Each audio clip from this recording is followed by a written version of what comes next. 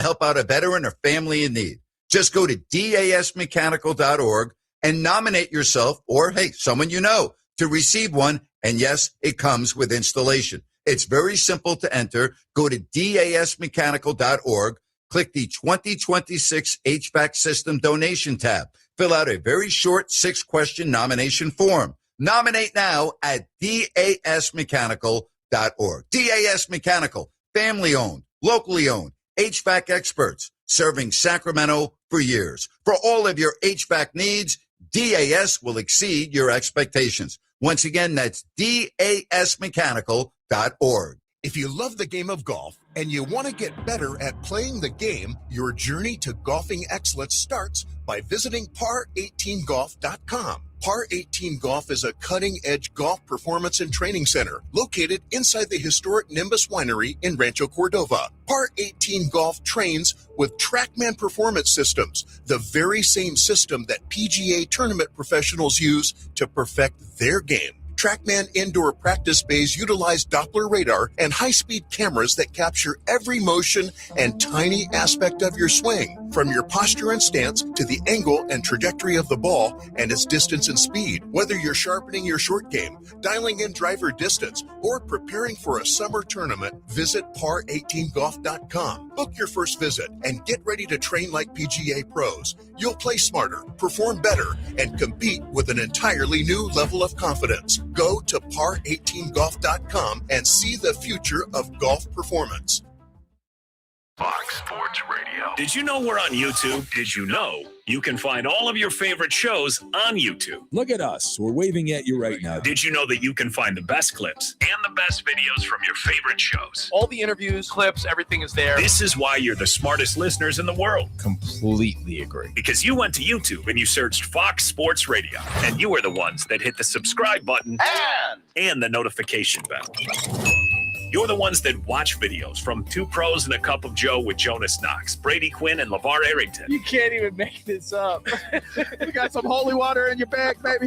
Dan Patrick, Colin Cowherd. Wow. Covino and Rich, The Odd Couple with Rob Parker and Kelvin Washington. Oh, my God. Oh, boy. The Jason Smith Show with Mike Harmon. Think about that for a second. And the Ben Maller Show. Fox Sports Radio. On YouTube. That's strong stuff. By searching Fox Sports Radio. Check us out on YouTube. Subscribe, hit that thumbs up icon, and comment away.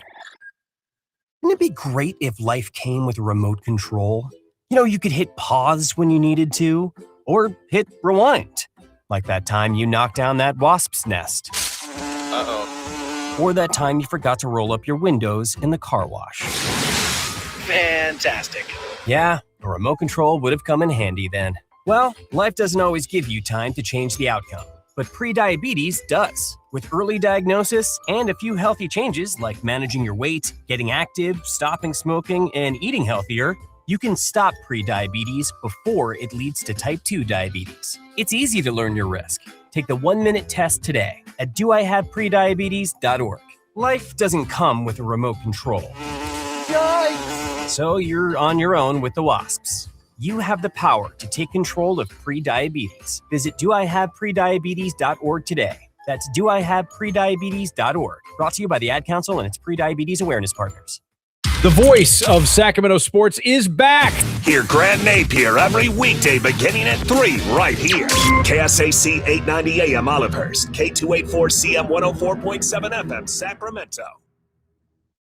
Hello, Sacramento. Sacktown. And welcome in. Grant Napear. How you been? You know this guy. It's your show. So happy to hear you on the airwaves. Time to begin. 2+ decades on the radio with you. Just the start of an incredible journey. Now he's back on Fox Sports 104.7 FM and 890 AM. 3 to 6 every day, Fox Sports Sacramento. The phone number? 916-779-0929. His name? Grant Napear.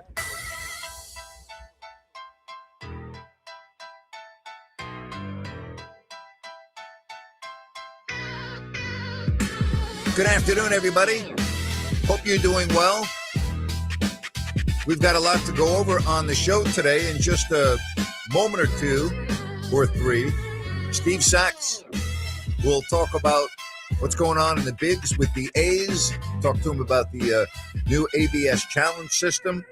Saxy will be joining me here in just a couple of moments as he gets ready, along with many others, for the opener right here in Sacramento tomorrow, the home opener, as the A's take on the Houston Astros. Not a good start at all for the A's as they lose all three in Toronto and then drop the series in Atlanta, dropping 2 out of 3 games. So Steve Sachs here in just a moment. We'll get Saxy on and we'll talk about that. There has been a lot of talk about the automated balls and strikes challenge system. Former MLB umpire, he retired last year, Brian Knight.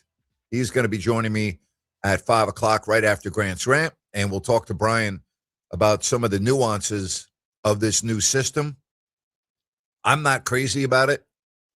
Will Clark, who was on No Filter Network with Eric Burns, shared my sentiments in what I had to say 48 hours ago right here on this radio show. I mean, it is what it is, right? It's not going away. It's here to stay. And there's a lot of varying opinions on it, but I don't think it's going anywhere. That's for sure. I don't think it's going anywhere. The Kings last night, they get a road win in Toronto to the dismay of a lot of Kings fans. And I get it. 20 wins and 57 losses. The Jazz now are only 1 game in front of Sacramento. And then you look at the East, Indiana, Brooklyn with 58 losses, and Washington with 59. Now, those teams have some games that they will win. And the reason for that is there are no ties in the NBA. So don't forget that. All right? There is head-to-head competition with a lot of those teams in the East, such as, for instance, Indiana. They play Brooklyn, okay? We talk about head-to-head competition. Well, somebody's got to win that game, and somebody will have to lose. You get that. Now, I think if the Kings win one more game, they're probably going to finish 3rd or 4th in that race for the worst record in the NBA. All right, you got Brooklyn. They play Washington coming up. All right. They play Indiana 2 games after that. So a lot to talk about with the NBA as the Kings come home to play tomorrow against New Orleans and only 5 games remaining. But baseball, how much baseball have you been watching here early in the season? We're a week into the season. The Giants with a nice bounce back after getting swept at home by the Yankees and only scoring 1 run. They were able to go to San Diego and win that series. Now they've got the Mets, the A's. Again, we talk about their poor start. I don't get too caught up in slow starts in a 162-game season. But I also look at schedules. And I also look at how a team is set up. What is their makeup of their team? And coming out of spring training, what did we say about the A's?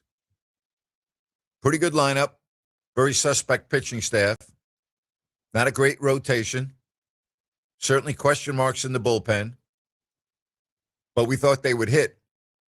That is yet to really happen. They had a breakout game in Game 2, but they are not a team that you're going to get on a roll with the arms. That I don't see. That I don't see. And we'll see what the crowds are like this weekend right here in Sacramento with the Houston Astros in town. But we're trying to get a hold of Steve Sachs, and when we do, we will put him on. We are actually going to move Steve to 335. Oh, okay. That's good to know. 335 for Saxy. All right. Well, that's even better because it will give me a chance to talk about what I wanted to talk about in the opening segment was the last 2 weeks of the NBA season. And I want to bring you in here, Ryan, because you were at the Stockton Kings games last night, the playoff game that they won. And they appear to be once again set up for, a nice little spring here. But The Kings won last night. You called that, by the way. Nice job by you. Appreciate Of course, it. I shouldn't be surprised with your domination with Prize Picks that you were right on that. Yeah, we won But you that. actually gave them a good chance to win. Congratulations on that. Appreciate that. We won Prize Picks as well last night. If Yes, you you were did. in on that. Yes. And you were talking about DeMar DeRozan. How about Precious Achiuwa last night? And I just wonder, with what he has done this year, and you got to give Scott Perry a lot of credit. Listen, I've been critical of him, but I think I'm also fair, and you also have to give him his credit where credit is due, and that was a really nice move. The question is, what's his price tag going to be for next year, and will the Kings, who you've pointed out numerous occasions with the second apron and everything else, which is kind of confusing for fans, so I don't want to get into the particulars of that, but I just wonder what his market value is going to be and whether the Kings are going to be able to keep him or not. Well, I think we won't be able to accurately answer that question until the draft rolls around. Because once the draft rolls around, two things are going to happen. You might have another forward/center on the roster, and Domantas Sabonis might be gone. And depending on what that package looks like, that's when you would turn to Precious. Yeah, it's been a perfect storm for Precious in this sense. The injuries have given him a lot more runway than probably anybody, including Scott Perry, projected Precious to get on the court. And he has taken advantage of that opportunity. And I remember telling you the first day I saw him working, he has just gotten better and better and better. And you see it in his individual work, and it is translating. I'm telling you, what you see individually off the court or in the practice facility is translating directly to what you're seeing on the floor. I think it's pretty evident to me that Sabonis will not be on the team next year. But whereas last season, you entered with I guess, what do I want to say? A crowded room in the backcourt, right? Like with the roster. And we talked about, how come they have so many guards after they signed Dennis Schroeder as a free agent and then Russell Westbrook on the eve of the season? We're like, wait a minute. There's just too many people here. Yeah. And I can't project the roster already for next year with a lot of certainty because this is what you just said. We've got the draft, but I'm going to just, for sake of conversation, say that Sabonis will not be here. Well, you traded for DeAndre Hunter. You've got Keegan Murray under a deal. Will DeMar DeRozan be gone? I think there's more likely than unlikely. But we talk about the development of Max Reynaud. He's not going anywhere. We talk about how we've seen the growth of Dylan Cardwell, right? He's going to be on the roster in all likelihood. And you look at a draft, assuming that they were to take a forward, and again, we're just having fun here on the radio. Yeah. What Jerry made a good point, and I think you echoed this. Precious Achiuwa to me right now looks like a better basketball player than DeAndre Hunter. And I have not watched DeAndre Hunter play, 100 games, but I've watched him play enough. They're completely different. But I mean, Achiuwa to me looks like a better player than him. Yeah, I think he's more versatile offensively and defensively. Yes. But he's definitely better defensively. There's no doubt about it. Yeah, in the offensive game, DeAndre Hunter openly has said he struggled beyond the arc beyond the 3-point line this season. But Precious, he just brings a different element. If you want to play a tough style of basketball, that's what Precious brings to you. DeAndre Hunter brings, and I'm not trying to say he's not physical, but he's a little bit more of that quick and being able to switch and fly out on people. So I guess back to your original question, what the number for Precious is, I've got to think he is at least, and I hate to throw a number out there, at least between $8 and $10 million a year, probably over 2 to 3 years. Maybe. I don't know if the Kings are going to be able to do that. Again, it goes back to what do the books look like? I don't think you're going to move Hunter, right? DeRozan now becomes a big question. I think it's probably more likely you move a DeRozan at the trade deadline next year rather at the start of the season. I'm not sure teams, if they didn't jump in at the trade deadline this year, what the rush would be to jump in to begin the season. But then, is there a move possibly for Keegan? I think Keegan will be back, but you do need to have some depth at that position because point guards are getting bigger. 2 guards are getting bigger. I just need the Kings to find some room if they want to keep Precious, because Precious has said he wants to stay here in Sacramento. We'll see. It's going to be a very interesting offseason. And when you have one of the very worst records in the league and the worst record in the Western Conference. And again, injuries are a reason in large part for that. I mean, would the Kings be a playoff team? I don't have a crystal ball. I'm going to say no, but they certainly wouldn't be at the bottom of the West. So I think we have to understand that. Zach LaVine's going to be very difficult to move. Now you're right back to where you were last year, where you ask yourself, who's going to be the point guard of this basketball team? Yeah. That was the question we went into the offseason, and we thought we had the answer in week 1 of July with the signing of Dennis Schroeder, and then, of course, they went out and got Russell Westbrook. Well, He's not a starting point guard, in my opinion. And what I mean by that is he's not the answer. So we're right back to that question, who's going to be the point guard of this team next year? But for right now, people are not concerned about the particulars. And when I mean the people, I'm talking about the majority of the fans that call this show and on social media that I view and that call our post-game show on YouTube. You know, I did the show with Jerry last night, and the vast majority of people on the chat line were like, geez, what are the Kings doing? You know, why did they have this player on the floor in the fourth and that player on the fourth? What are they doing trying to win a game like that at this point in the season? You know, it's much better to lose that game. And I get all of that. We're looking right now at a scenario where if the Kings go through this type of a season and end up in the draft, and I'm well aware that got Max Reno with the 42nd pick, so I get that. But what do we talk about this draft? It looks so good at the top. Mm-hmm. Right? And we'll get into this a little bit more in the show, and we'll go over some of the players. It looks so appetizing at the top. Players that will genuinely get you excited, and more importantly, Ryan, get the customers happy. Right. Get them to buy tickets again, which many customers, many season ticket holders have said, no, I'm done.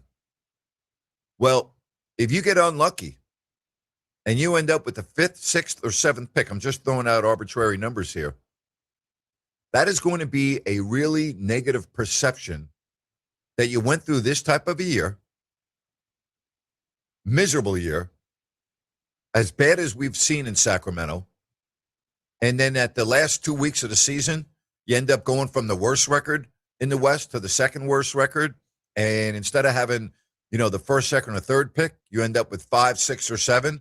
That's not going to be an easy pill to swallow. It's for fans. They're going to be very upset at that. And I get it. I understand. Yeah, and you also need to understand you can't blame the Kings. You have to blame the system if the Kings end up getting 5, absolutely. 6, exactly. 7. Because but I can blame the Kings. Let's just call it out. Let's call it the way it is. All right. We've talked about Utah. We talked about Washington taking their starters off the floor the other night. Yeah. You can ask the question, and it is a fair question. Why is DeMar DeRozan and Precious Achiuwa playing late in the fourth quarter of the game yesterday? And yes, I understand if you take them off the floor, it looks like you're tanking. But at this point, who the hell cares what it looks like?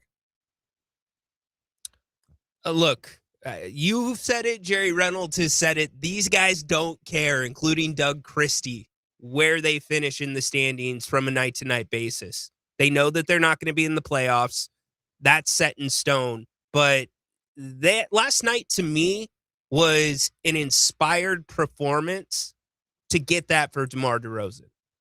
For what DeMar DeRozan has given this team all season. And the guys brought it. Did you see the reaction after the game? See DeMar. That was one of those things where, yeah, it hurts you in the grand scheme of things.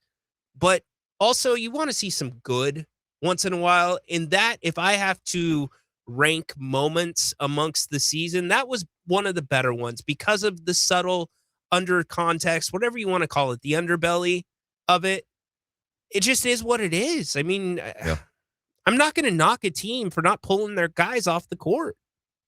I am not going to knock them, but I'm going to question it because I think it's fair because that's what a lot of fans are talking about. Okay, but wouldn't you be questioning it if they did? You know what? I got to tell you, at this point, with how awful this season has been and what a disaster this season has been, and there have been some good points now, but for the most part, it's been a disaster. You know, I'm sorry. Everything for this year, and we talked about this back in October. We're not changing the narrative in the middle of the season. We talked about this back in October. That's why we both were not on board with the signing of Russell Westbrook. Yes. We both acknowledged at the beginning of this year that this year was about the future. It wasn't about this year. Now, all of a sudden, we turn the calendar to April, and we're going to start talking about, gee, well, we did it for this guy or we did it for that guy. No, the focus of this year can't change because you want to make some guy feel good because he used to play for a franchise in Toronto. Okay, the reality is I'm a big picture guy. I'm not a today guy. I'm a big picture guy. And the big picture is the only way, by and large, there are the SGAs of the world. There are the Nikola Jokic's of the world. There are players like that. But by and large, the only way the Sacramento Kings are going to become a team that fans want to get behind and be excited for and blah, blah, blah, is to get that special player in the draft. And you can talk all you want about Max Reynaud. You can talk all you want about Precious Achiuwa. You can talk all you want about Dylan Cardwell. They're not special players. Right. Okay? This franchise needs a special player. You look at what Castle has done with San Antonio. You look at Cooper Flagg, what he probably will be in Dallas. You look at what VJ Edgecombe has already done in his first year. All right, and maybe I'm overvaluing VJ Edgecombe, but I'm looking at what Harper's doing as a teenager in San Antonio. Again, would I label him as special? He's got a chance. This franchise needs a special player. They need that guy. They don't have that guy. And the best way to get that guy is to get a player in the draft that becomes that guy. And you got a much better chance of doing that at the top of the draft at 1, 2, or 3, especially in this year's draft. I can't disagree with you about any of that, but what I can say is I believe the Kings have done this with integrity. Yeah, we knock them the nights that they sat everybody else out, but they haven't pulled players off of the court in crunch time. They did it maybe 25, 30 games ago, but that was What also... about Brooklyn when they didn't play DeRozan? That's what I'm talking about. They've done it the right way. If you're going to sit somebody out, then sit them out. But you're not going to pull DeRozan off the court if he is willing and able to play in crunch time because you want to lose a game like most of the other teams have done. Right? Fair enough. So I definitely agree with you on that. So I agree with you. When Scott Perry says we are not going to tank, yes, we can point to elements of tanking, but the Kings have not done that one direct thing that the other teams have done. That is true. I give him credit there. That is 100% spot on. Don't forget Steve Sachs coming up at 3:35. Village Financial Group, whether it's buying a home, selling a home, if you're looking for a home equity line of credit. I've talked every day since I started doing this radio show about Spencer Grimmenstein, the broker owner of Village Financial Group, and how long I've known Spence and how good he is at what he does. And it's kind of like a real estate business, the Village Financial Group, the white glove type of a service, the boutique shop experience, where he will take you from the start line to the finish line and everything in between. Call or text Spence at 916-805-4868. He's experienced. He is a financing specialist. He's very creative, and he has access to private money. And you can go to the VFG Loans website. That's VFGloans.com, and you can check out thousands of available listings for purchase. It makes sense to call Spence at 916-805-4868. That's 805-4868.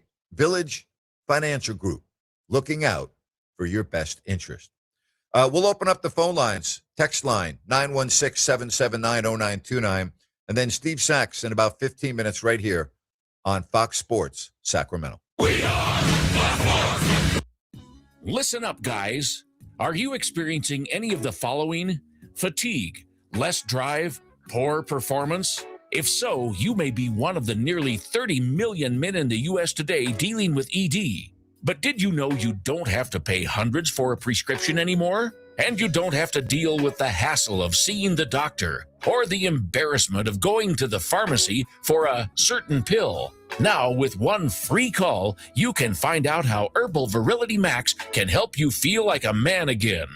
For over a decade, Herbal Virility Max has helped guys just like you put a smile back on their face with improved performance and drive.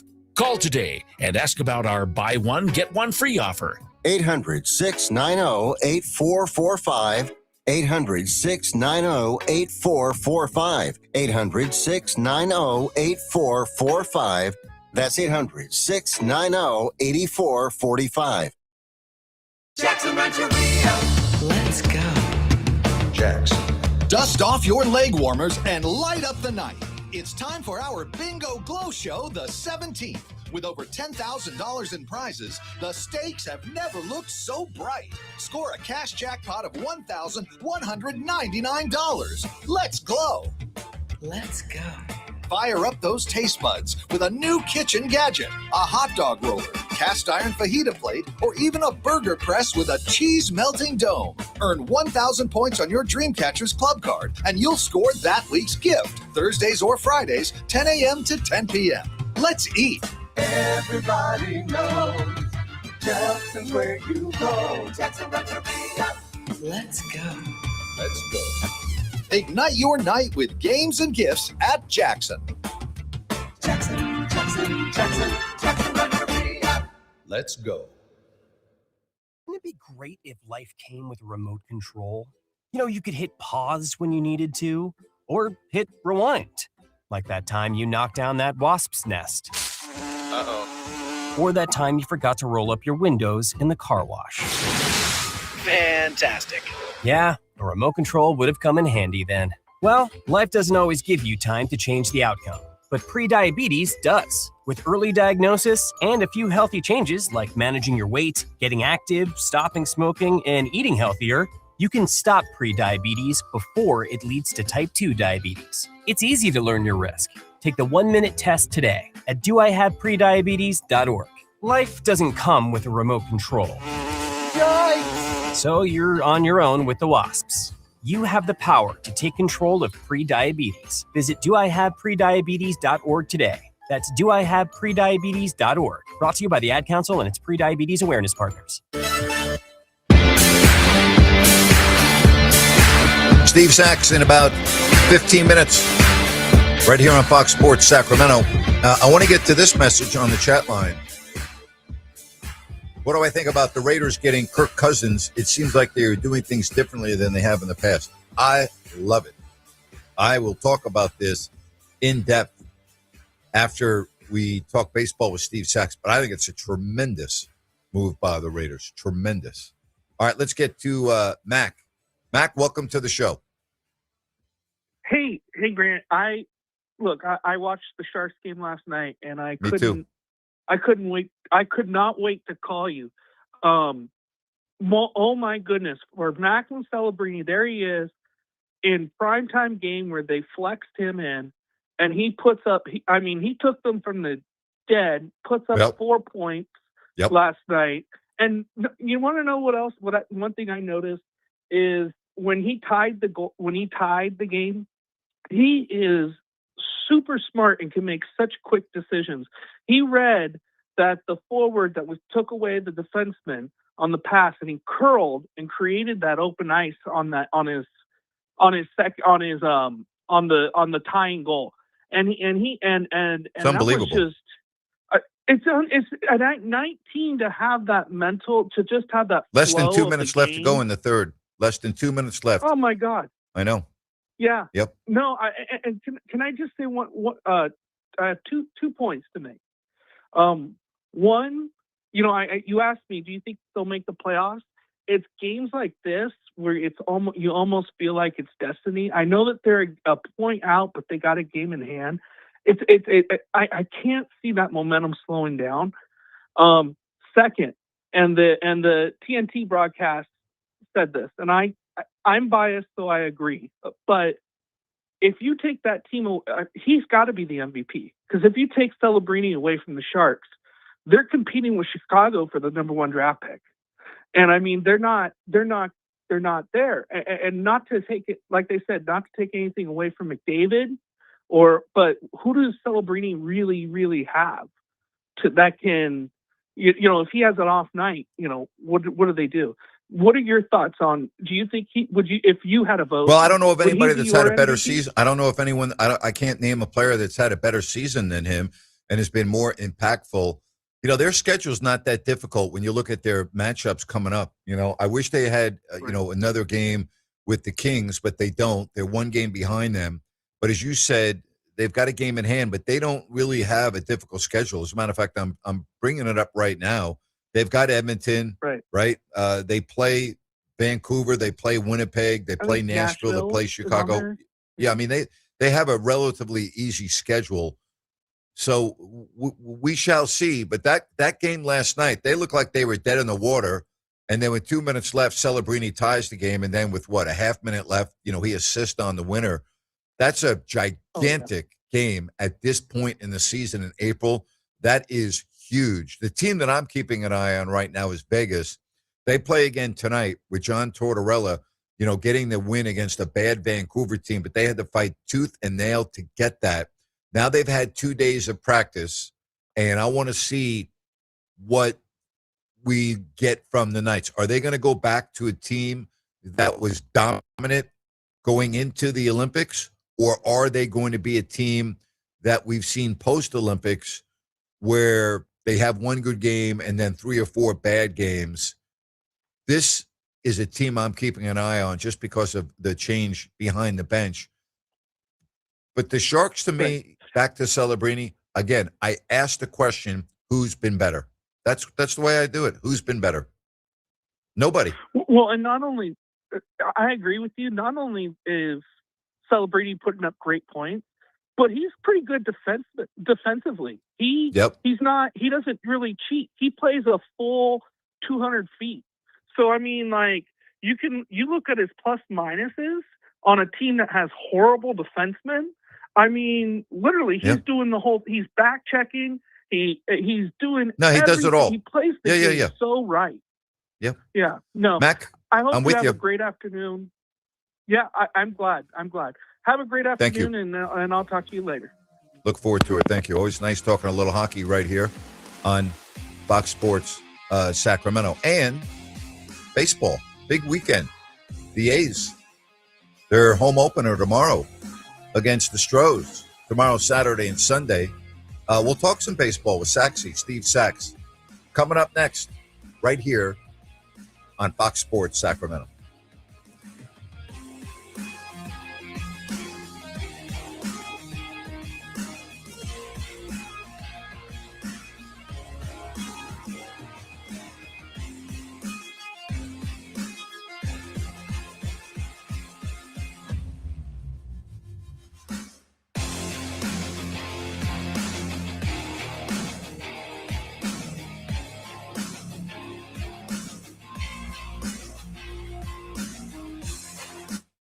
Homeowners, for any electrical project you need done, trust the good dudes at Gabrew's. Locally owned, 5-star service experts, always transparent prices and solutions. Say goodbye to your electrical issues. Call Gabrew's or visit Gabrew's.com. Gubroods.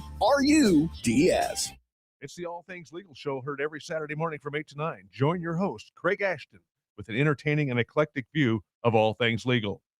Saturday mornings from 8 to 9. Remember, for the best advice, don't think twice. Call Ashton and Price.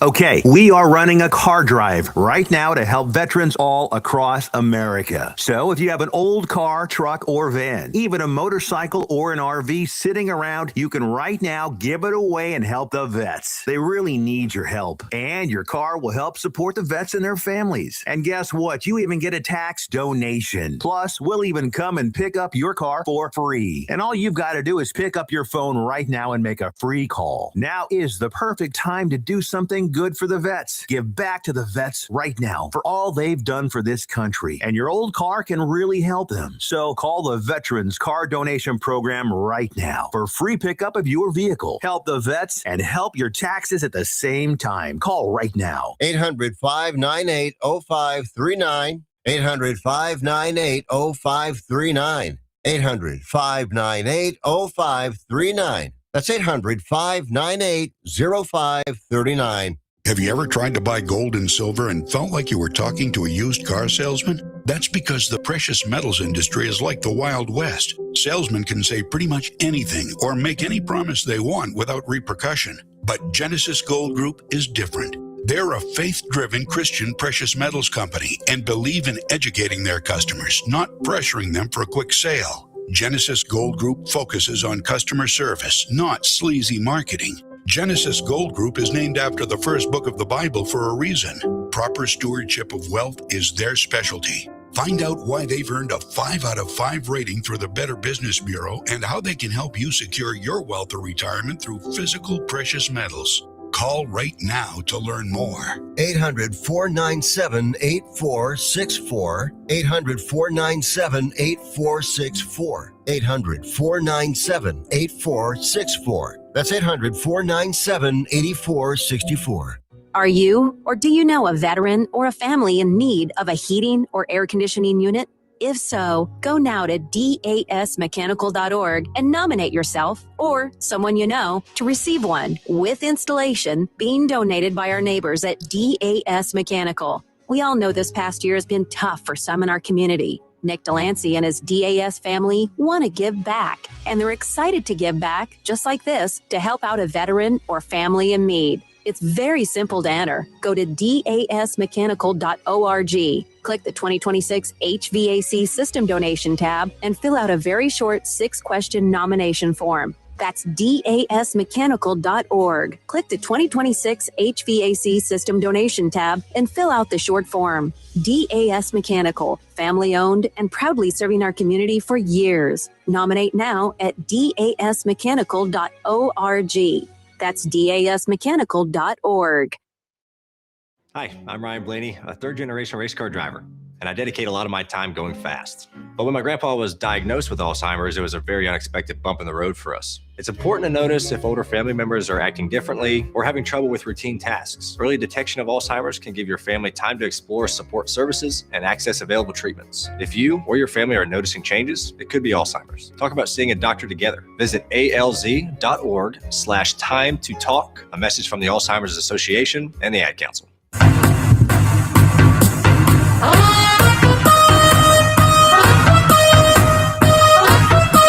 On the text line, Grant, the Kings play Nashville twice, so it's going to be hard for them to make up ground with them. What are you talking about? How would it be hard to make up ground with them? They're tied with 77 points. What happens if they beat them twice? What do you mean it's hard for them to pick up ground? It's not hard at all. That's what you want at this time of the season. You want to go head-to-head. You go out and beat them. What do you mean hard? Even if you win one and tie one. I mean, what are you talking about? Seriously. Why would you consider that hard? I don't get that. Oh, you're talking about the Kings in Nashville. I'm sorry. I thought you were talking about the Sharks. My bad. You know, when you look at that race right now, you control your own destiny. 916. You know what I mean by that? And I know you do, but you don't really have to worry about what the other teams are doing if you go out and take care of business the way you did last night. What they did last night is they won a game that they really looked like they were going to lose. And so I still don't think it's going to be hard because they play Nashville. I'm talking about San Jose in the third to last game. Well, you see, your original message was right because they play them after Toronto. So, no, it's not going to be hard. It's just go out and win the games at this point. You don't have to worry about what anybody else is doing. You control your own destiny right now. Just go out and play well. Go out and win like you did last night. You're going to be fine.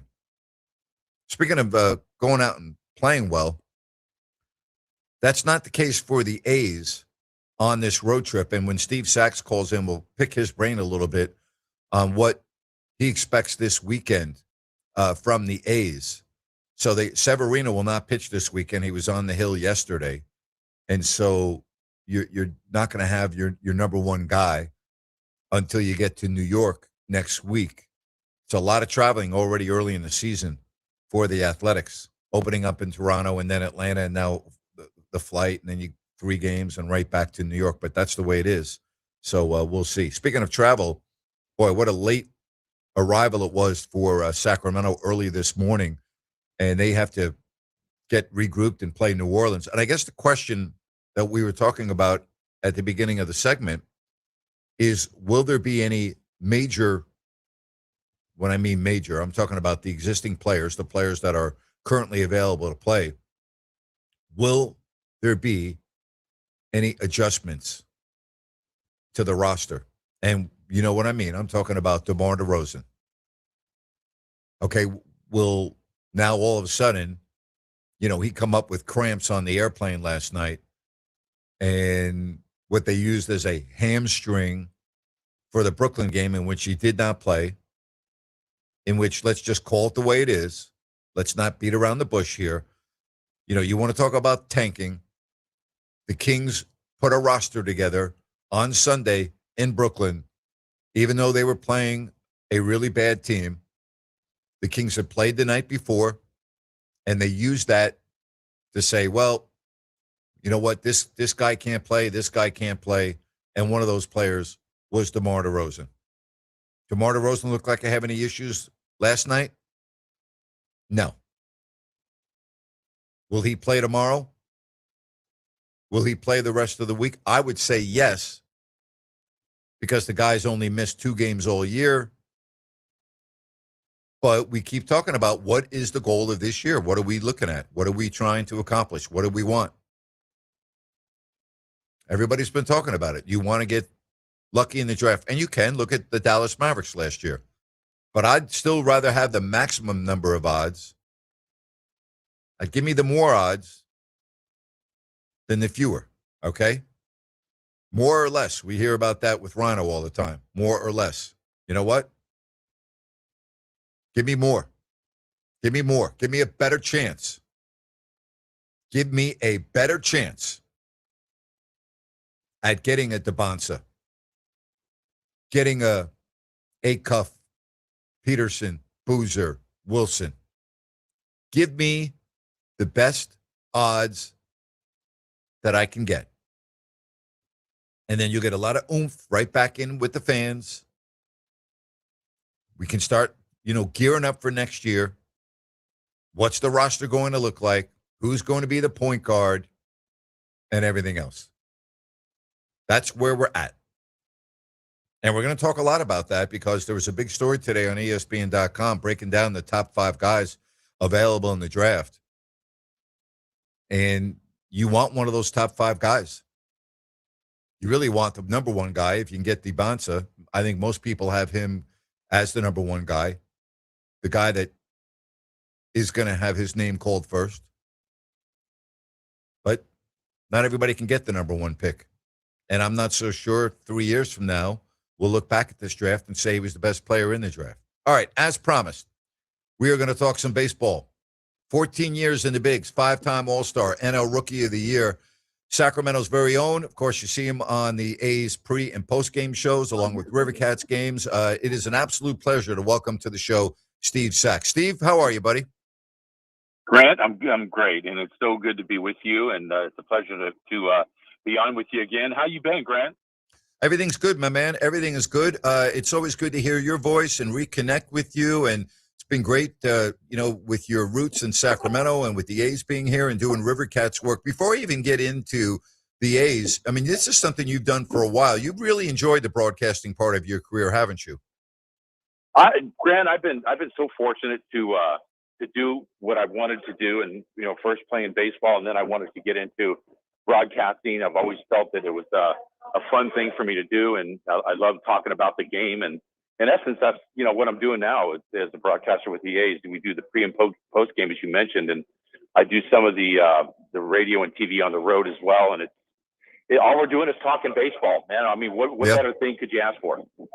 Yep. All right, let's talk about the A's. Not the start you want, 1-5, and they got a very quirky schedule, Steve, which they can't control. But you only have 3 games this weekend, and then you're right back to the East Coast to play the Yankees and the Mets. So I know it's early. I don't want to blow things out of proportion, but these are some big games coming up against your Houston Astros, the divisional leader right now, before you head back out on the road.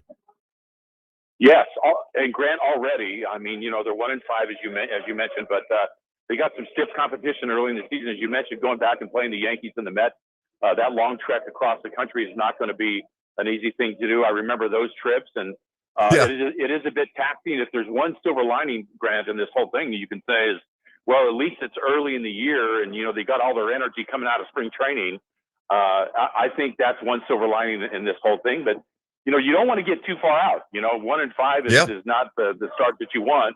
But they come out of this thing and they get back to 500 relatively soon. I think they got a chance to be good. They certainly can hit. There's no question about it. And last year, I think they learned a lot in the pitching staff, especially the bullpen, which was a bit taxing on the team early on. But the second half of the season, this bullpen was number 2 in all of MLB. So there's some good things to look out, even on the pitching side. Yeah, but we know that the strength of this team is their lineup and at the bats, and that was not something we saw in the first 6 games, with maybe the exception of Game 2 in Toronto. You've been in a lot of situations, a lot of teams when they don't hit, and then all of a sudden you can break out one game and become contagious, right? I mean, that's really what this team needs, because it's not a question of, gee, can they do it? You can do it. It's just collectively right now, no one's really hitting. Right. There's no question about that. A lot of guys got off to a slow start, and Nick Kurtz is still off to a slow start. Jacob Wilson is starting to get some hits. These guys are going to hit. Nick Kurtz is going to run into 30 home runs on accident. There's no question about it. It's just a matter of, does he hit 35 or does he going to hit 55? Who knows? But Jacob Wilson can really swing the bat. Shea Langoliers now, when he started out the season last year, he was just getting his hits, but he took off like a tornado in the second half of the season, and he's not relinquished any of that yet. He's now got 5 home runs to start this season, and he's been tremendous behind the plate. He lost a few pounds last year, which gave him more mobility side to side behind the plate. And Shea Langoliers now, if they're not talking about the big dumper up in Seattle, they're talking about Shea Langoliers behind the plate. That's how good he is. Yeah. Steve, if you don't mind me asking, if we can go back 2 weeks ago, I thought the World Baseball Classic was just incredible. It reminded me of the era that you played in. I love the way the games were played, particularly the U.S. against the Dominican Republic, and then, of course, the game for the championship against Venezuela. I didn't miss a pitch, Steve, and I haven't watched a full baseball game in a long time, but that was baseball the way I remembered. I thought it was great drama. I couldn't agree with you more, Grant. I loved watching them. I went down in Arizona and got a chance to see some of the guys down there working out and whatnot. And first thing that struck me is when they came out of the locker room, I thought, is this the WBC baseball team or the New York Giants football team? I mean, these guys are huge. Yeah. I could not believe the wingspan on Paul Skeens. He was sitting there having a conversation with Aaron Judge, and he's nose to nose with him.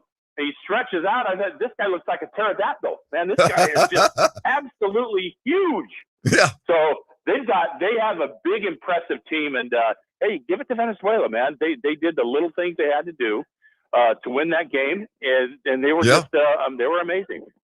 Steve, your thoughts on the automated ball strikes challenge system? Grant, you know what? I'm a purist at heart. You know that. I'm an old school guy. The less intervention, the better. If I was the commissioner, I'd say, hey, we're going back to 1972. That's pre DH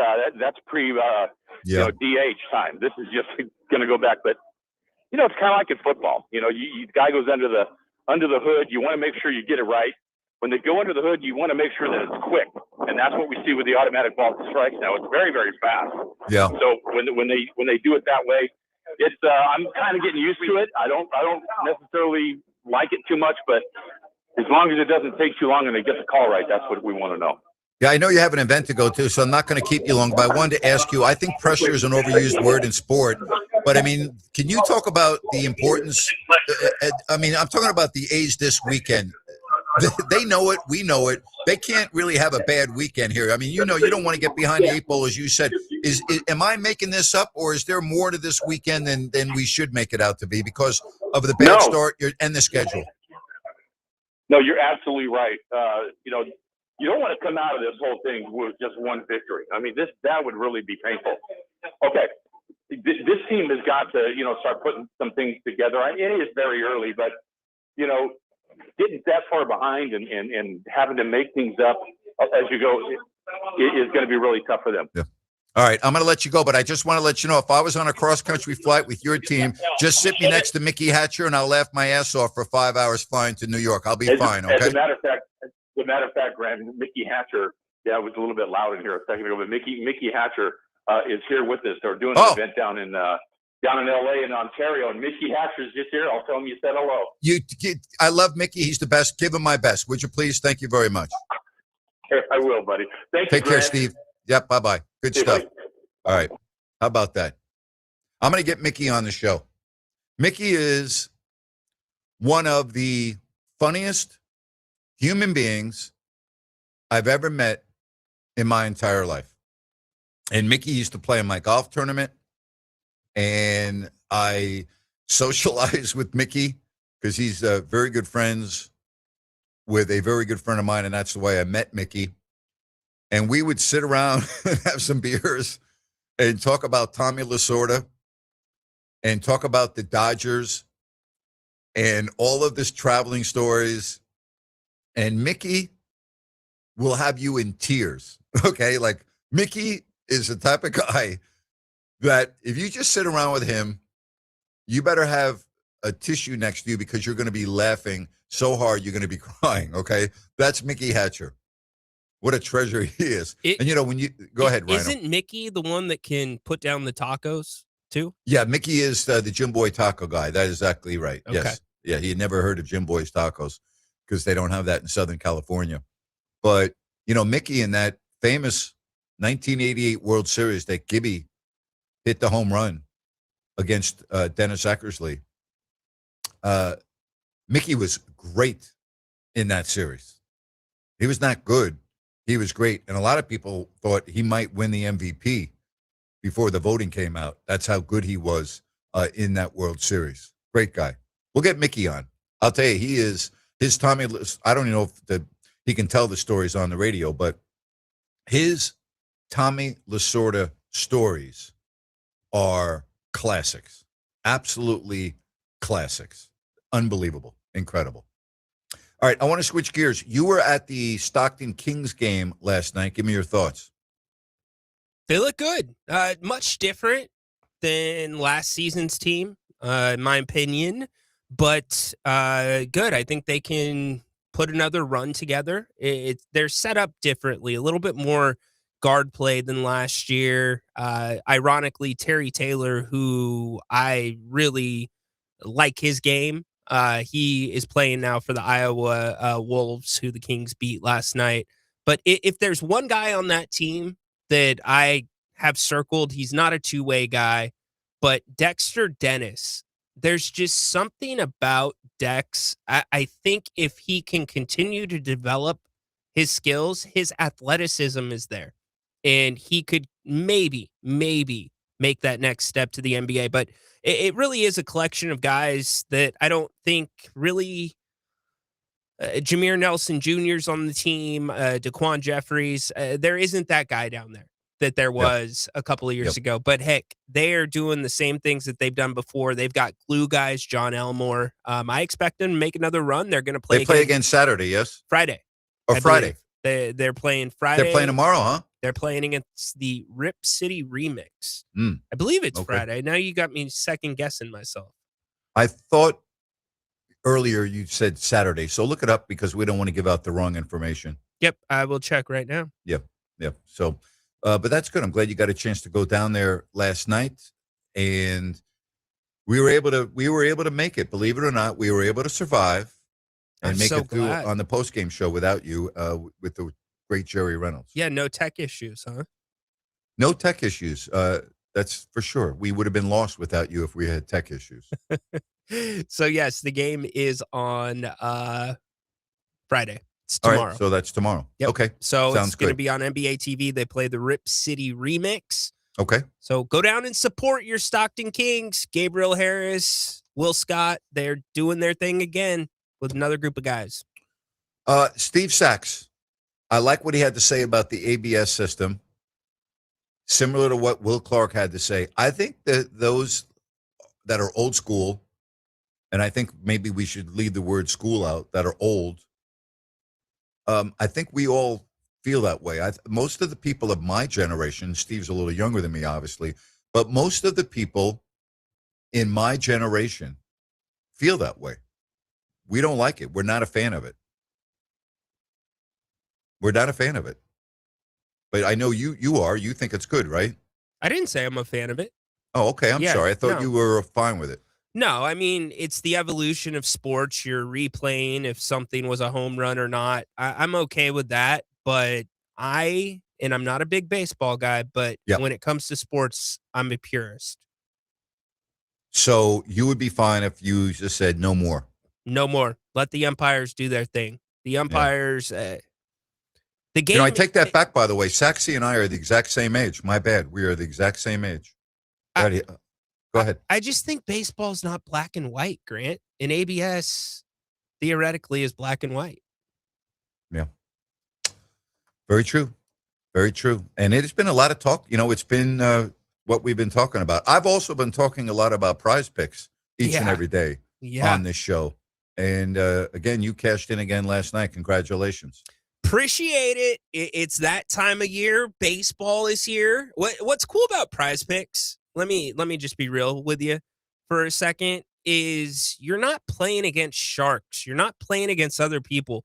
You're playing against the stats. So if you know baseball, if you know basketball, heck, if you don't know those sports, go follow somebody on Prize Picks that does and is doing a good job. Prize Picks is America's #1 daily fantasy site. Definitely my favorite. Very simple. You choose 2 to 6 players. You pick more or less on their stat projections, and that's it. You let them do the work. Over 100 sports that you can choose from, and they've got all these different daily discounts. Taco Tuesday, which is always fun. You can get 30% profit boosts as well, and you can earn up to 200 times your money. That's right, 200 times your money if you put together a really, really good lineup. Download the Prize Picks app using the promo code RYNO, RYNO 50 to get $50 in free play after your first $5 lineup. Win or lose, $50 in free play using RYNO, RYNO 50. If you are already signed up or you are signing up right now, join me on this lineup tonight. We are going to go with Colin Gillespie, more than 1.5 threes. We're going with Colin Gillespie, also more than 2.5 assists. LaMelo Ball, more than 2.5 made threes. And LeBron James, more than 4.5 rebounds. If you put $15 on that, that will pay you out $52.65. So go get on Prize Picks right now. Pick, predict, cash, Prize Picks.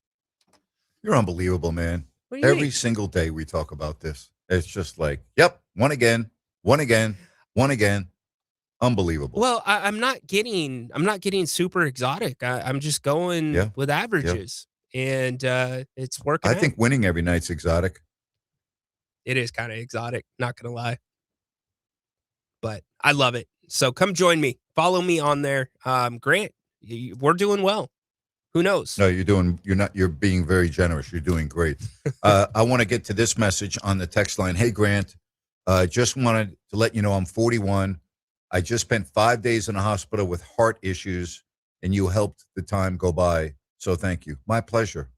And I'm glad that you're out of the hospital, and I hope that everything is going to be okay. And I'm glad that we were able to help in some small way in that period of your life, and wish you the best moving forward. So good luck to you. Good luck to you. Brian Knight is going to be joining me in an hour right after Grant's rant. Former MLB umpire just a few years ago, behind the plate for the deciding game in the World Series that ended up being the deciding game in which Texas won the World Series. I think it was the Diamondbacks. Retired last year. We'll talk to him coming up at 5 o'clock about the ABS system and other things. as it relates to umpiring. That's after Grant's Rant right here on Fox Sports Sacramento and the Raiders. What do you think of Kirk Cousins? I like the move. We'll talk about that next right here on the Grant Napear Show.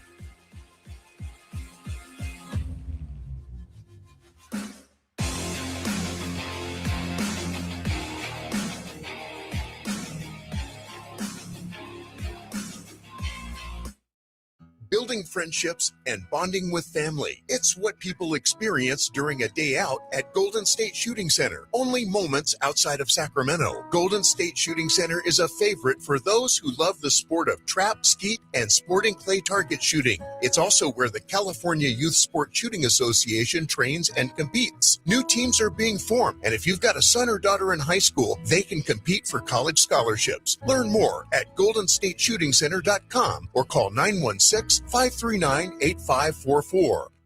Learn how to make your money matter more. Join Michael Matter every Saturday morning for advice about 401ks, habits for successful retirement, Social Security, and more.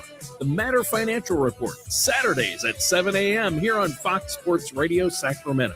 Michael Matter offers investment advisory services through Gradient Advisors, LLC, 877-885-0508, an SEC-registered investment advisor. The Matter Financial Group is not a registered investment advisor nor an affiliate of Gradient Advisors. Insurance offered through Michael Matter, independent agent. Investors, keep listening to learn how to get your free gold report. A currency crisis is upon us. The U.S. dollar has been the world's reserve currency for over 50 years, but that is changing. It's time to protect your retirement. Decades of reckless borrowing and spending have critically weakened the dollar. The U.S. has become the world's biggest debtor with over $35 trillion in debt. Plus, the dollar's become weaponized. Countries are dumping it. Investors who wait until it's too late could lose big. There is one safe haven: gold. Diversify your portfolio with a physical asset they can't take away. Call the Reagan Gold Group right now and ask for your free gold guide. Here's our number. 800-941-4184. 800-941-4184. 800-941-4184. That's 800-941-4184. Wouldn't it be great if life came with a remote control? You know, you could hit pause when you needed to, or hit rewind. Like that time you knocked down that wasp's nest. Uh-oh. Or that time you forgot to roll up your windows in the car wash. Fantastic. Yeah, a remote control would have come in handy then. Well, life doesn't always give you time to change the outcome, but prediabetes does. With early diagnosis and a few healthy changes like managing your weight, getting active, stopping smoking, and eating healthier, you can stop prediabetes before it leads to type 2 diabetes. It's easy to learn your risk. Take the 1-minute test today at doihaveprediabetes.org. Life doesn't come with a remote control. Yikes! So you're on your own with the wasps. You have the power to take control of prediabetes. Visit doihaveprediabetes.org today. That's doihaveprediabetes.org. Brought to you by the Ad Council and its Prediabetes Awareness Partners. Tell your friends. Grant's back. Grant Napear is back on the Sacramento airwaves right here. KSAC 890 AM Olivehurst. K284CM 104.7 FM Sacramento.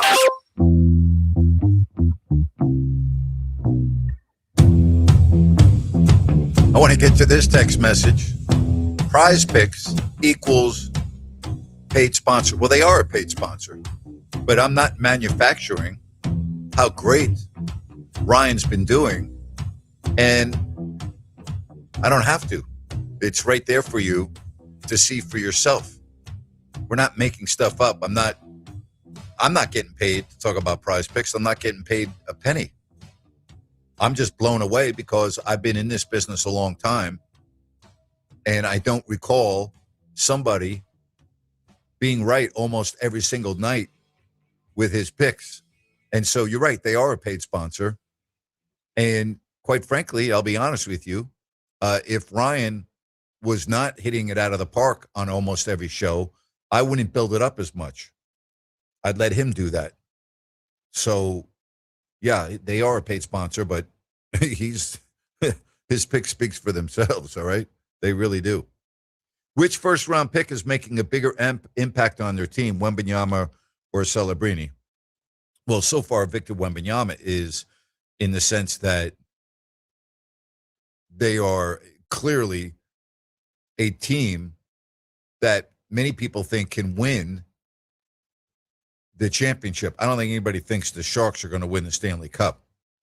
But he's also, I mean, it's a great question. Not by leaps and bounds. I think Celebrini is making a bigger impact in the league. It's a great question. But, I mean, what Wembanyama has done for the Spurs, look at their record and look at where they're projected to be. The Sharks may not be in the playoffs. There's a big difference there. Big difference. But I'm not underestimating Macklin Celebrini. The guy might be the best player in the league already. All right? Let's get to some phone calls right here at 916-779-0929. And I want to talk about the Raiders and Kirk Cousins because I think that's a great signing. Let's get to Dorian. Dorian, welcome to the show. How are you, Dorian?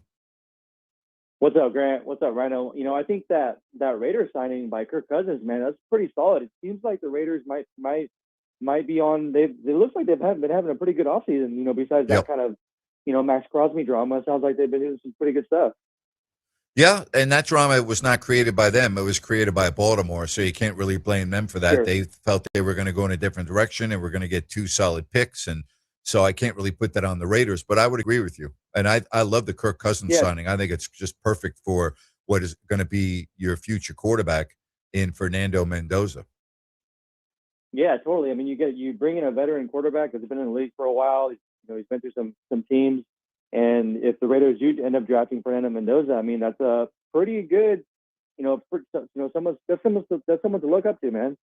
Yeah, they're going to draft him. I don't think there's any way they don't draft him. Yeah, no, I would definitely agree. And I'm not a Raider fan, but just it's kind of cool to see. But I think caller Mac makes a pretty good point. If you take away Macklin Celebrini from the San Jose Sharks, they're probably towards the very bottom of the NHL. So I don't. For a young phenom, do you give him the MVP? It's a pretty interesting race. It is. I think, though, you could make that comment about a lot of players in sport. If you took Connor McDavid off the Edmonton Oilers, where would they be? If you took, totally. when you're talking about players of this magnitude, they are franchise difference makers. If you take them off your team, you could say that about a lot of teams and a lot of sport, right? I mean, we just brought up Victor Wembanyama, Dorian. If you took him off the San Antonio Spurs, they are not a threat in any way, shape, or form. As a matter of fact, they may not make it out of the first round of the playoffs. Yeah, totally. But I think if you take away Victor Wembanyama, I think the Spurs are still a playoff team. Maybe not a top six, but they're definitely a play-in team, or they're near towards that 5 or 6 mark. Okay, fair enough. But I let's put it this way: you can't win without players of that magnitude. And by win, I'm talking about hold the hardware at the end of the year. So the question is Macklin Celebrini going to be able to deliver something that the Sharks organization has never had, and that's the Stanley Cup? For sure, which is the Stanley Cup. Yeah. Totally, because they always get knocked out of the playoffs. But Grant, I really wanted to call in because I was able to get World Cup tickets today, man. Really? And I got World Cup tickets. It's been a crazy whirlwind. I've been in this process since October. Wow. And I went through the resale market, unfortunately. So I really wanted to go to the opening match, which is, match 1, June 11th, Mexico versus South Africa. Where's it at? I'm going to end. This is in Estadio Azteca in Mexico. So they're playing in Mexico. Okay. So Mexico's first 3 matches in the group stage are in Mexico City. The second one is in Guadalajara. And then the third one is back in Mexico City. But if Mexico wins their group, they are in Mexico City up until the round of 16. So if they win the round of 16, then they'll travel. But they're basically home field advantage for the first 5 games. But they have to win their group, basically. So what's the date of the match that you're going to? So I'm going on June 24th. That is match 3 against the Czech Republic. So the Czech Republic were one of the last 6 teams to make it into the playoffs. To make it into the World Cup. So it's pretty cool. Mexico's group, the first game is against South Africa, basically a rematch of the 2010 World Cup. Mm-hmm. The second match will be against South Korea, and then the third match will be against the Czech Republic. And the reason why I did match 3, because if Mexico wins their group, I might contemplate to stay in Mexico City and go to the round of 32, which will be again in Mexico City in the same stadium. Yeah, So but how that's much why would I those chose to tickets go to Match cost? 3. Oh my, Grant, I paid $2,500 today to get this ticket, the most expensive ticket I've ever purchased in my life. Oh And my gosh. You spent $2,500. I spent $2,500, Grant. And, luckily for me, I'm debt free. I'm very good with my money. So, I didn't really take a big hit, but it sucks to be able to have to pay this much money to go to one sporting event. But the way I see it, for me, I don't ever buy anything for myself. I'm a saver. I invest my money. So it's like, you know what, whatever. This is a once in a lifetime opportunity. Granted, it's not a opening match, but I still get to fulfill that bucket list of going to the World Cup. Is this a solo trip? This is a solo trip. So yeah, I'm going by myself. My girlfriend is not going with me. Yeah, that would increase the cost quite a bit. So good for you. Yeah. You're going to have an amazing time. Oh man, I'm gonna call you. I'm gonna call the station. You better. It's gonna be sick. I'm really excited. I mean, I wish more people watched soccer and appreciated soccer for what it is. But yeah, this is pretty sick, man. This might be Lionel Messi's and Cristiano Ronaldo's last, World Cup. And obviously, of course. I'm a big Mexico fan, so to be able to go watch me in Mexico City, watch, one of my favorite teams is pretty awesome.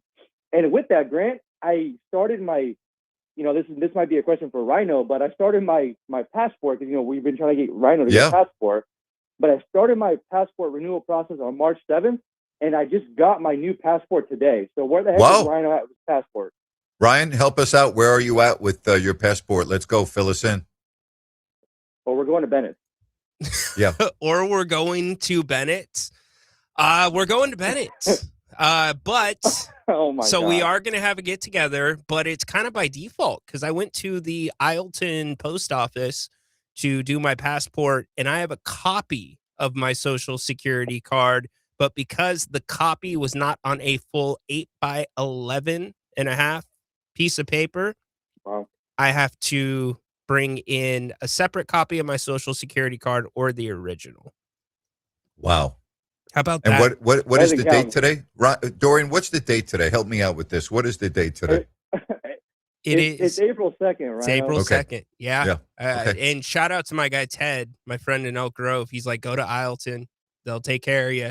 And they did, but they would not let my copy. You don't carry your social security with you. You just have a copy of it. Yeah. And I had folded it up basically to the size of a social security card. So no go. So we will get together for some appetizers and have a good time. Good. Well, we appreciate that. Hey, Dorian, before I let you go, help me out with this because I don't know. And I'm sure that I'm speaking for other people that are listening right now. So I think the sport of soccer, we understand, has grown considerably in this country. And I think that this country will rally behind Team USA in the World Cup. But it's not like it is around the world. Can you put into perspective what the World Cup means to the country of Mexico and the Mexican citizens and how big of a deal this is, especially with the games that are going to be played in Mexico? I mean, this is really important for, the economy of Mexico, just for the people of Mexico, the tradition. Soccer is deep-rooted generation after generation of soccer. My grandpa played for the Chivas, which is, like I mentioned before when I previously called a couple months ago, Chivas is basically like the equivalent of the Lakers or the Boston Celtics here in America. Yep. And he was a reserve, but to wear the red and white and blue for the Chivas as their colors, to be Mexico's most beloved team. I mean, I can't really put into words. I mean, the World Cup is the most popular sporting event in the whole world. I mean, you have countries traveling to different countries just to go watch their team. I mean, it's really. Will this be like a national holiday when Mexico's playing in the World Cup? Will this be like a national holiday? Will it be like everything just shuts down? I mean, you know what I'm saying? Like everybody in Mexico will be watching this. I mean, this is like fan fest on every corner. I mean, you have fan fest here in America in Sacramento. I mean, there's a big Latino population here in Sacramento. I mean, of course. There are bars that are dedicated to watching the Mexico games when Mexico plays. I mean, if nobody's ever experienced that, just go to a fan fest. I mean, it's going to be unbelievable with how many people that are going to be wearing the, the green, white, and red and just supporting the team. It's just going to be unbelievable. I'm really happy for you, and that's a heck of an investment you're making, and I hope that you enjoy every minute of it. I mean, it's really a once-in-a-lifetime type of an experience, right, to have the World Cup it really is. both in this country and in Mexico, and you're going to be able to go. I mean, you only live once. Go for it, right? I'm happy for you. Yeah, I know, man.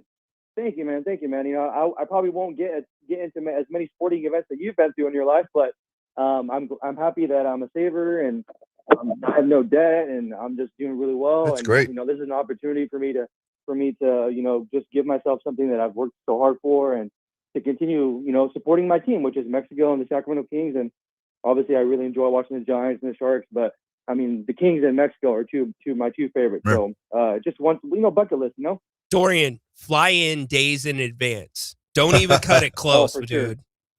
Sure. I know for sure. I'm flying in on Tuesday probably, and the game's on Wednesday. So, it's not going to be like a New York thing, hopefully, where I almost didn't make it to New York. So.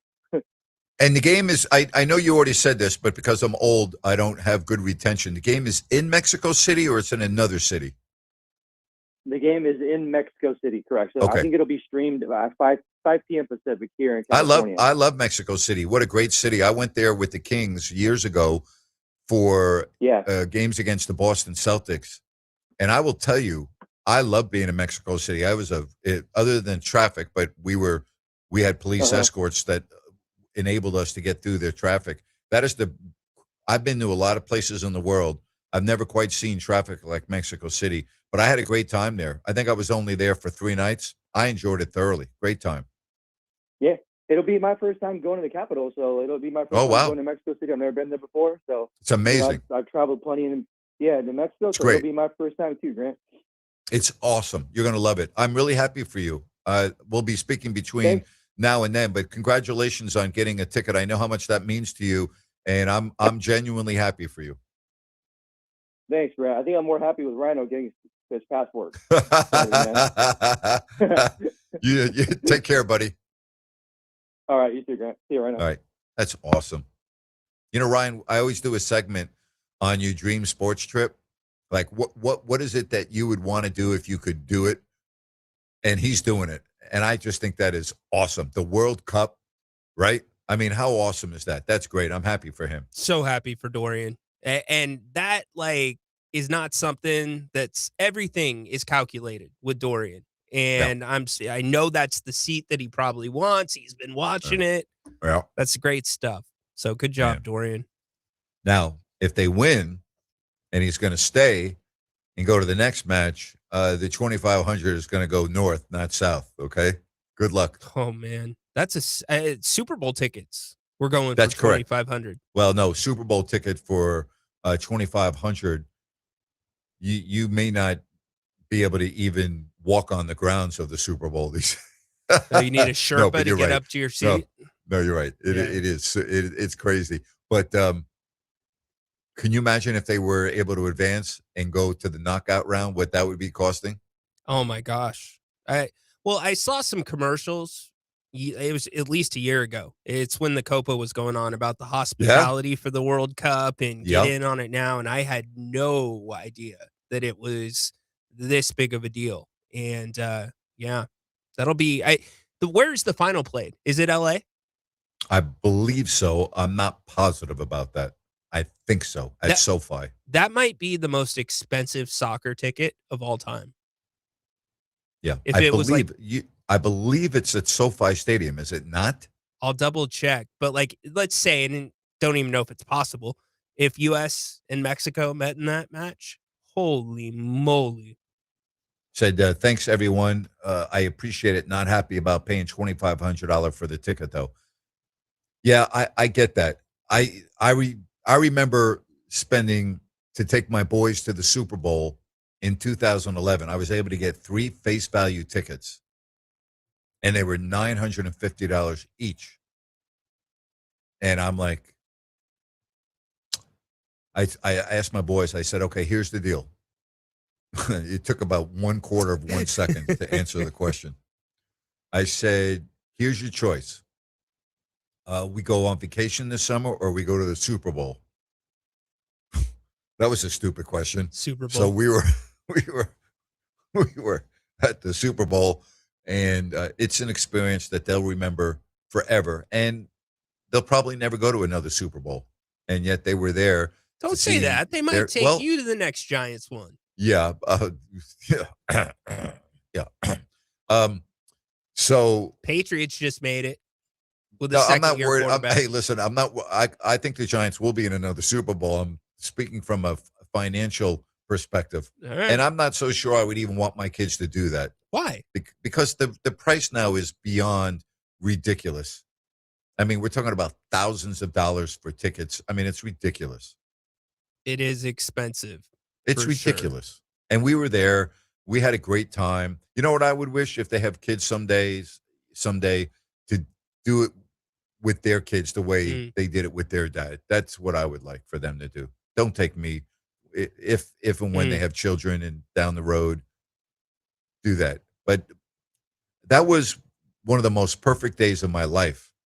That getting there, the travel, the weather, the ambiance in downtown Indianapolis, walking in as soon as the stadium opened, hours before the game, watching everything come together, and then the Giants winning on the Mario Manningham catch from Eli Manning, that big fourth quarter to keep the drive alive, and the touchdown, and then the Hail Mary in the end zone from Brady. I mean, it was phenomenal for us. It was great. I love Great. that. Hey, since we're talking about ticket prices, did you ever ask anybody that was sitting Real Kings quickly, Row? MetLife is the final. I don't mean to interrupt you, but Yeah. I want to get that. It's in MetLife Stadium, and we're at the home of the Giants and the Jets. Go ahead. Do you remember the highest amount somebody has told you they paid for a Kings ticket, like back in the day when No. the Kings were?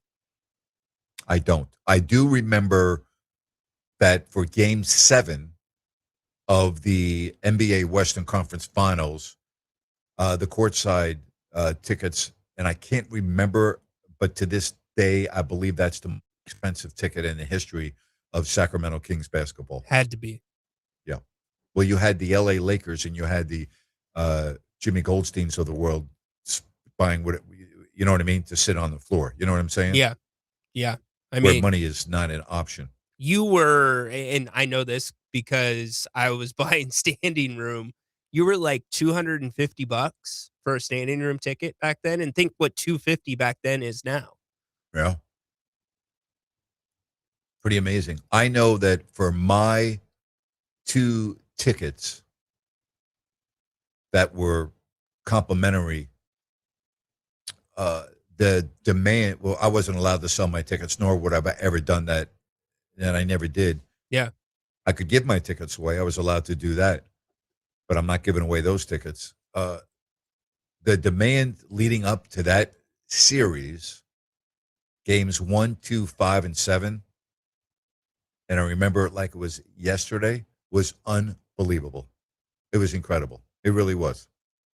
You were hearing Amazing. from people that you probably had never heard from. I mean, calls on the radio, being out in public, hearing conversations among friends and those I didn't know.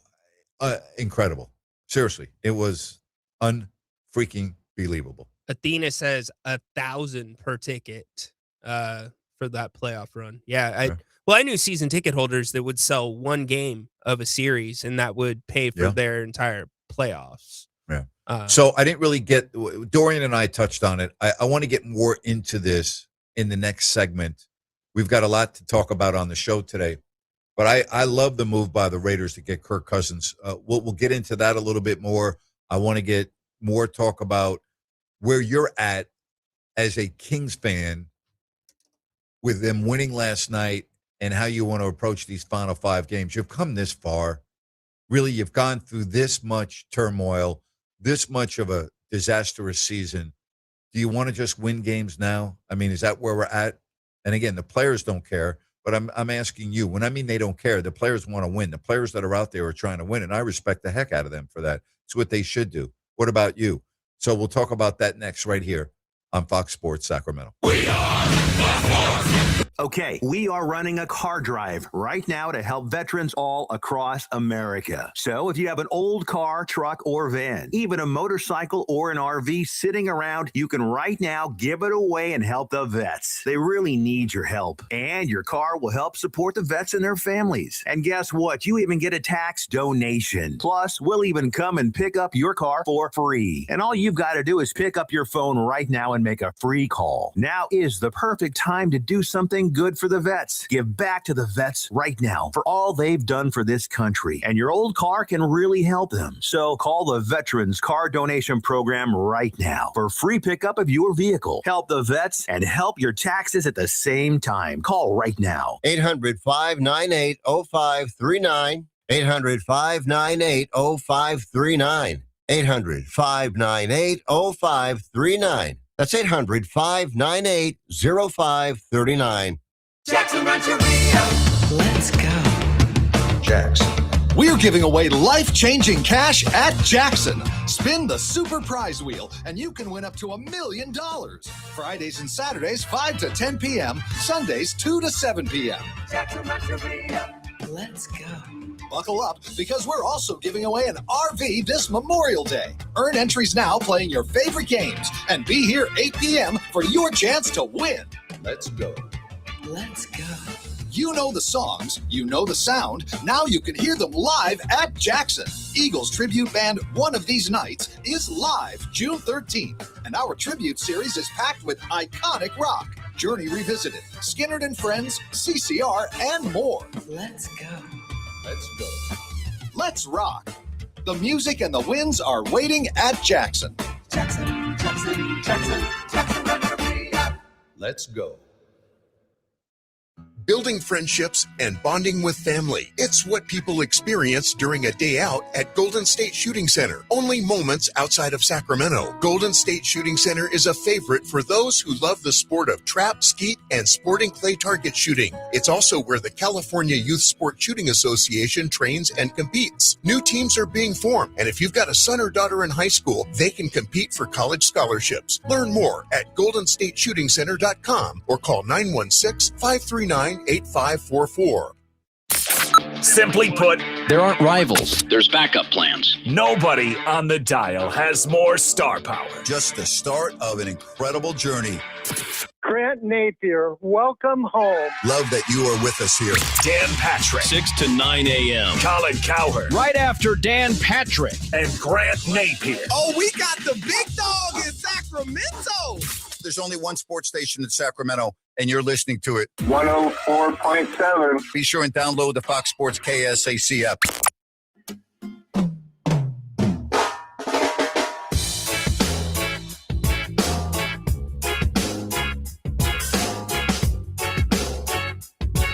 I love these messages that we get on this show. It makes sense that they would try and win out. As a fan, it makes no sense. Therefore, it is obvious they will play themselves out of the top four. It's playing mentality all over again. Rinse, repeat. It's so frustrating being a fan. Oh my gosh. Oh, I don't know. gosh. I'm a big believer in karma. I think it's worth something that, in my opinion, the Kings are doing it the right way. Well, within the context of the game, they are, yes. So, yes. You know, like the Utahs, I just don't think that's good juju. I don't. Okay. All right. Said if the Kings lost last night, they had a real chance at 2 or 3. Well, they had a real chance at 2 or 3 in terms of worse records. That doesn't mean they have the best chance of getting the second or third pick, but it increases the odds. So, I mean, there's all of this, too. You know, if the odds were different, I'd probably have even a completely different reaction than I have now. We're really making too much out of all of this, and I put myself at the top of the list there by talking about it. I talk about it to stimulate conversation and to get through a 3-hour radio show, and we are in Sacramento. But the reality is, does it even matter with the odds the way they are? Seriously. Yeah, spot on, partner. And on top of that, you've got 2 meetings with the Warriors, and Steph Curry's ramping up. My guess is he's probably going to play in at least one of those. If he does, it's going to be a long night for the Kings. You would think. I don't know what to make of the Warriors. Do you? disjointed, Yep. old. Yeah. Like Fragile. when you have fragile when you have Seth Curry playing. They played the Spurs last night. If I had the ability to place a futures bet on who's winning this championship, I am convinced the Spurs are winning the championship this year. Yeah, I don't disagree with that. Right now they're my team as well in terms of who I would project to win it all. All right, so I told you about the Raiders and Kirk Cousins. I think this is a phenomenal pickup for a couple of reasons. Number one, I think he still can play. That's first and foremost. And it takes the pressure, in my opinion, off Fernando Mendoza. And I think you have a guy that is a consummate professional who will be absolutely fine at this point in his career in mentoring a young quarterback like Mendoza. So, to me, you're talking about a guy that's been to the Pro Bowl 4 times. You're talking about somebody that goes about his job the right way, who is a team guy, who's 37. It's not like he's ancient. And with Mendoza expected to come in and be the guy, I think this is going to be great for the quarterback room. And I'm a big fan of this if I'm looking at a Raiders perspective. Unlike good move. Unlike when Kirk signed with Atlanta, he knows exactly what he's walking into with the Raiders. And Coach Kubiak has said a few times that you don't want to rush a number one pick, especially at the quarterback position, onto the field. And if you look at Kirk's body of work off the field and you read about Fernando Mendoza and his work ethic when it comes to learning teammates' names before he's on the team, I just imagine what it is with football. You have two like-minded guys. Just not a better player that you could probably match him up with. So I think love for those that watched the Netflix series on the quarterbacks that featured one of the quarterbacks was Kirk Cousins. Yeah. You really got a glimpse into the type of character, what he is all about.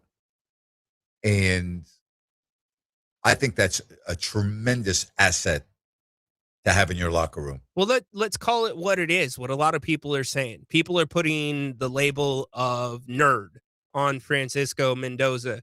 Kirk Cousins gets labeled a football nerd all the time. And that's not necessarily a bad thing. That's actually a good thing because you might even find ways where Francisco Mendoza will push Kirk Cousins if they're that like-minded. Okay, and I'm fine if I go undefeated and I'm the Heisman Trophy winner and I win a national championship as the quarterback.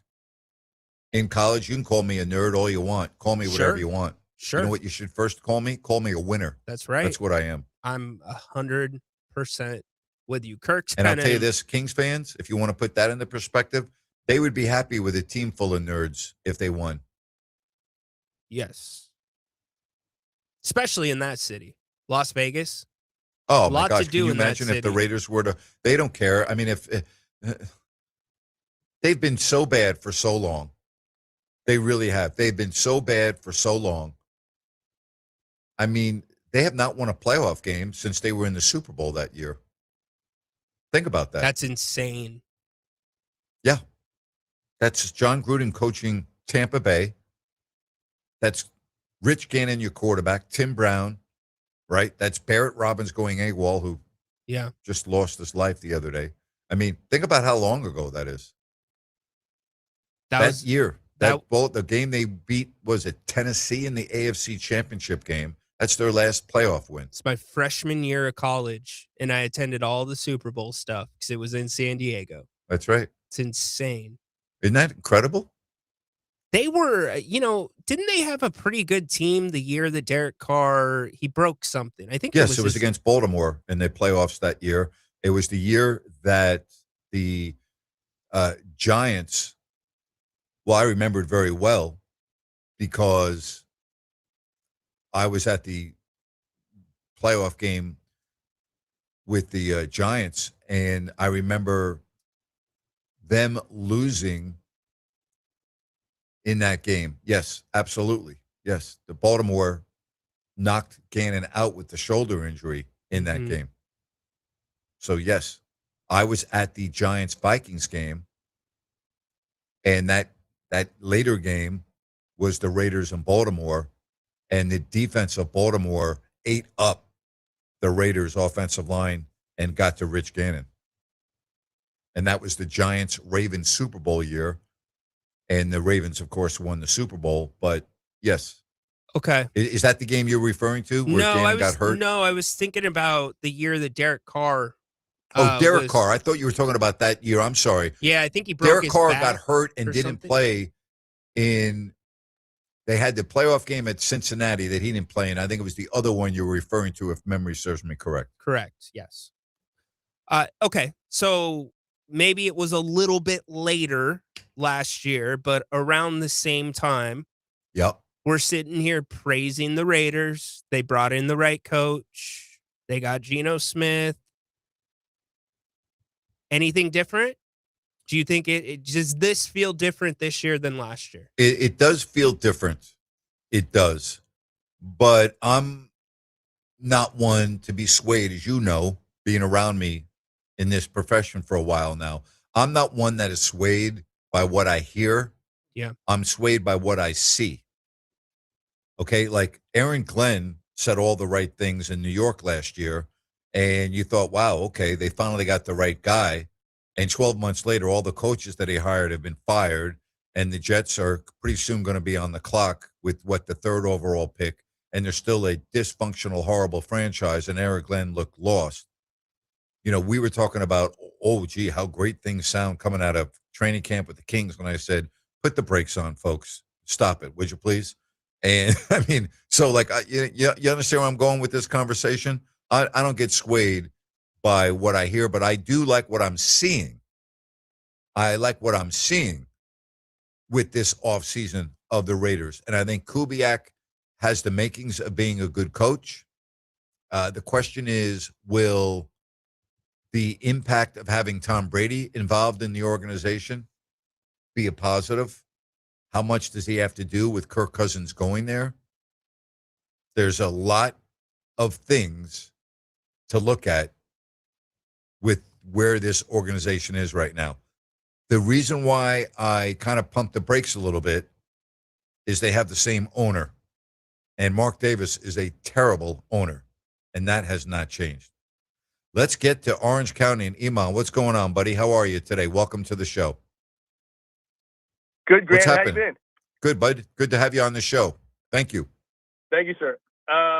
I wanted to ask you about, number one, Angels question, ding down here, and then I had a Kings question. But what do you think their chances are at all this year of maybe making the playoffs? I mean, it seems like they always kind of start hot and then kind of taper off, but want to get your opinion on them.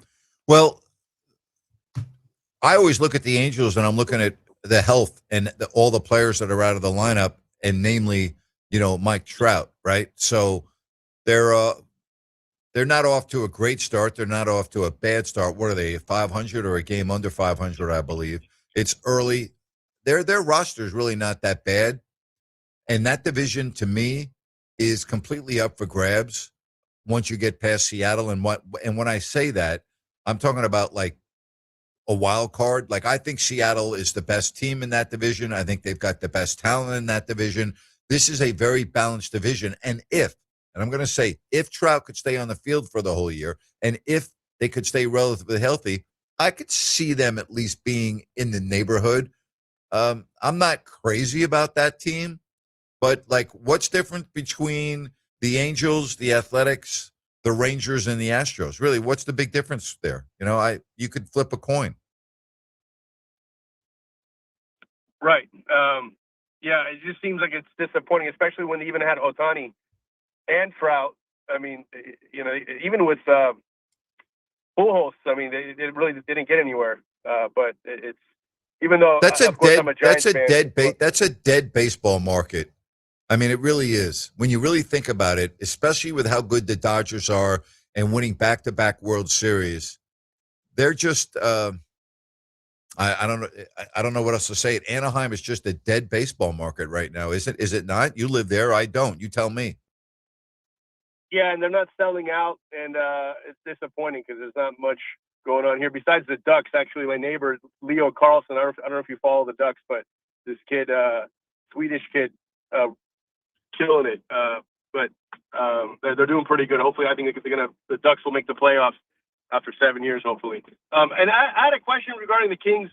Is there any validity to the fact that like Levine and Sabonis, that they've kind of that they're injured? I mean, I know that when they're coming from recovering from surgery, but it's like I heard some online chat about how they are kind of just sitting them down the rest of the year, that they had the opportunity to come back.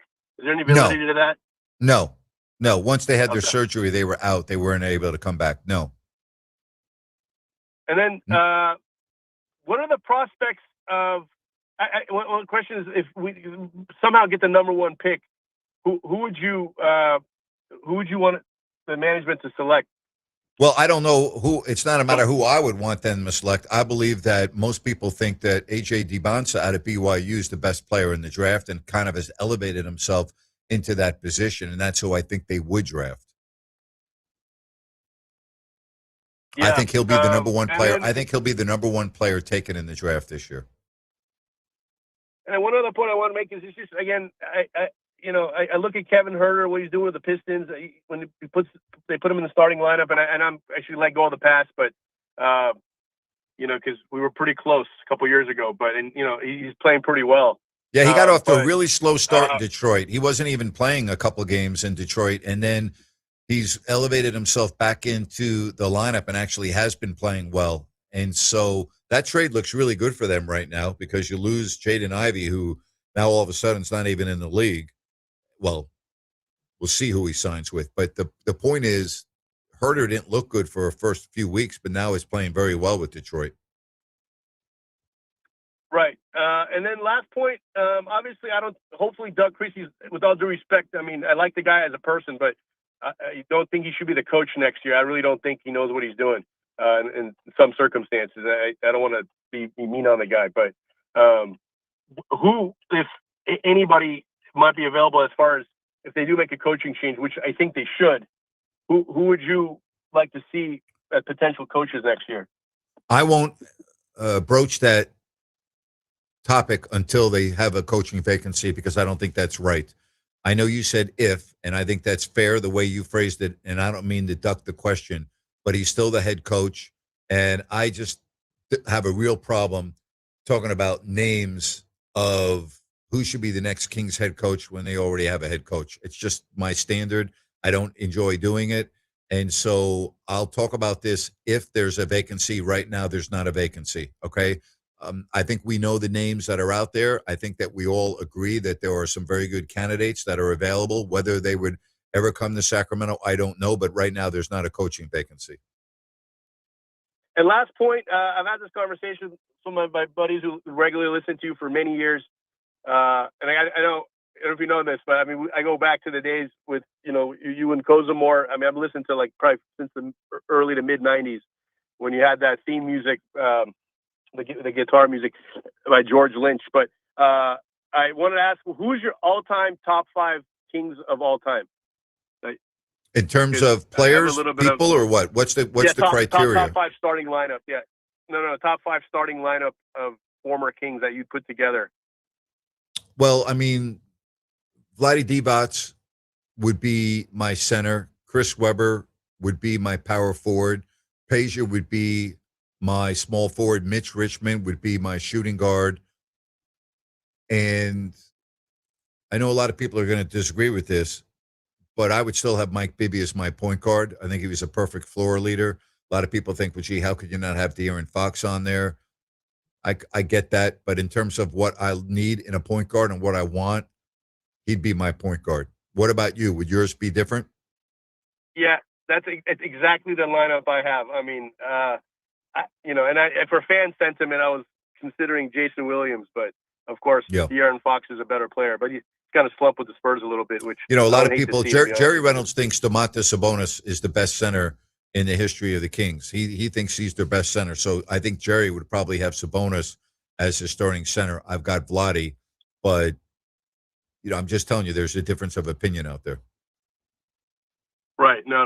You got to go with Vlade. I mean, Sabonis is pretty good, but I mean, he's still pretty underrated with the fact that, led the league in rebounds.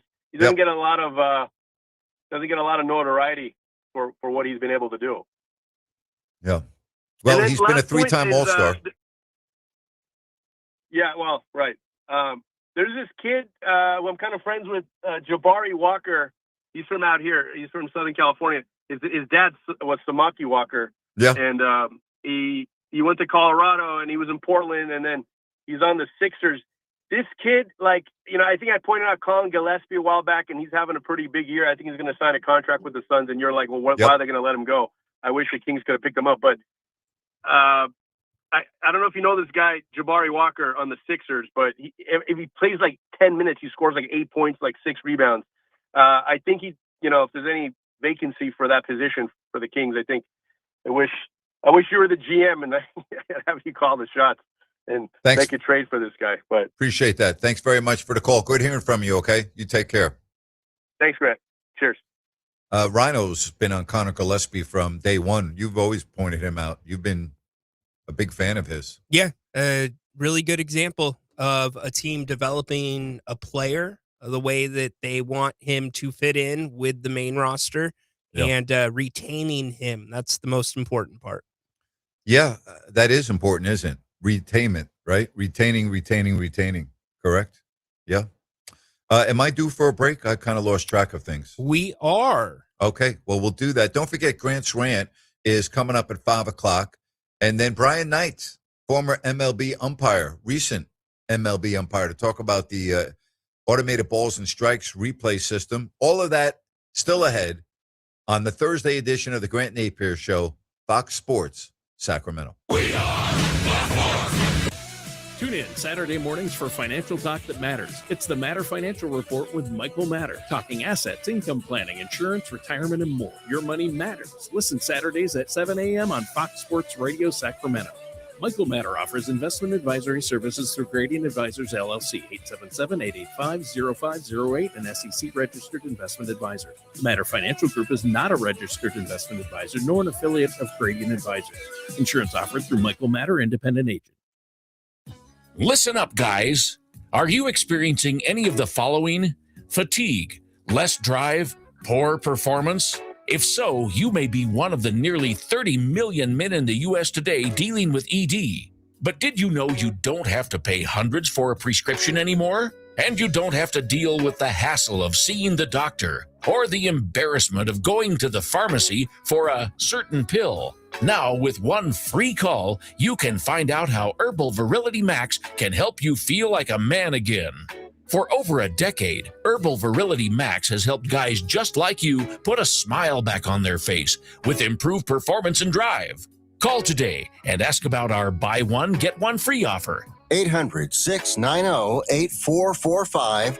800-690-8445. 800-690-8445. That's 800-690-8445. If you love the game of golf and you want to get better at playing the game, your journey to golfing excellence starts by visiting par18golf.com. Par 18 Golf is a cutting-edge golf performance and training center located inside the historic Nimbus Winery in Rancho Cordova. Par 18 Golf trains with TrackMan Performance Systems, the very same system that PGA tournament professionals use to perfect their game. TrackMan indoor practice bays utilize Doppler radar and high-speed cameras that capture every motion and tiny aspect of your swing, from your posture and stance to the angle and trajectory of the ball and its distance and speed. Whether you're sharpening your short game, dialing in driver distance, or preparing for a summer tournament, visit par18golf.com. Book your first visit and get ready to train like PGA pros. You'll play smarter, perform better, and compete with an entirely new level of confidence. Go to par18golf.com and see the future of golf performance. You served behind the desk. You served in combat. You did 4 years and got out. You were drafted. You gave 20 years. You gave exactly what your country needed. You are a veteran. You are a veteran. You are a veteran, and you deserve support. If you're struggling with life after service, don't wait. Reach out. Find resources at va.gov/reach. Brought to you by the United States Department of Veterans Affairs and the Ad Council.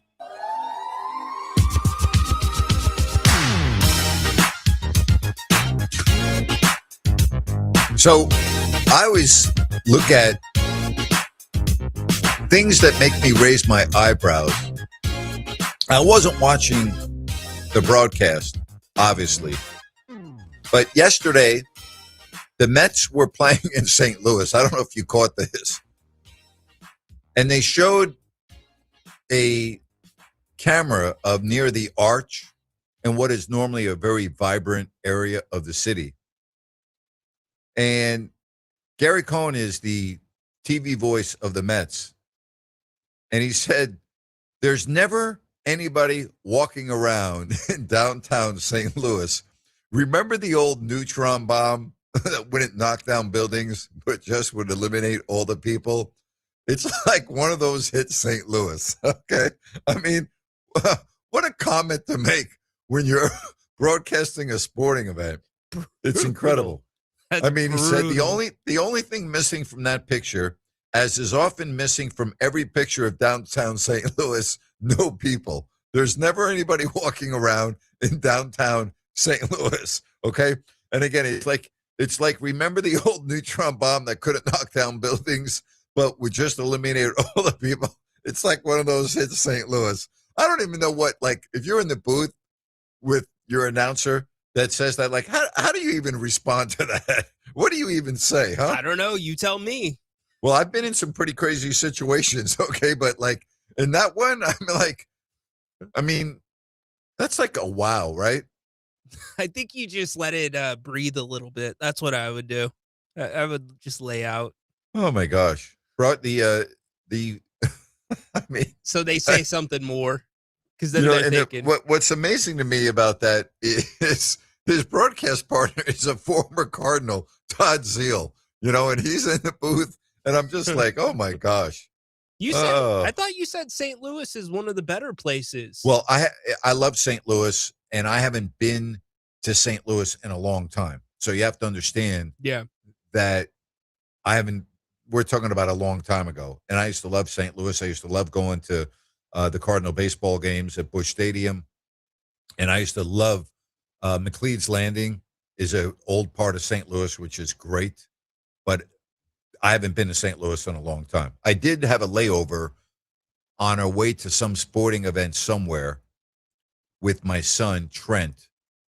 And I wanted him to experience the arch. And we had like a 3-hour layover. And so I'm like, come on. I'm going to take you to something pretty cool. And I took him up into the arch and the windows out there overlooking the Mississippi River and everything. And I wanted him to see that. I wanted him to, because I'm thinking, he may never, ever get a chance to do this. So that's brave. 3 hours? Yeah.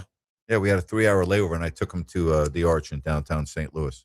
Okay. What would be the minimum amount of time you need to do something like that? It depends on, number one, where's the airport located? Okay. How is security in terms of what's the volume like then that time? I felt pretty confident in being able to do it with no problem. So we got in a taxi and we went to the arch and we went up into the arch and spent some time up there. And then we went back to the airport. There you go. And also would depend on what's my carry-on bags like? Like, what do we have we checked luggage? Like all of that would factor in to that decision. Do you have any bad baggage stories with all your travel? Yes, of course. I can't remember off the top of my head, but yes. I would tell you now when I travel, and I've made a recent change in this over the last 10 years. I almost always take carry-on as opposed to checking a bag, even if I'm gone for a period of weeks. And I will just do laundry service or what have you. Yeah. But I now almost all the time do a carry-on. and I used to always check a big bag. It's just a pain in the neck taking it everywhere. Yeah.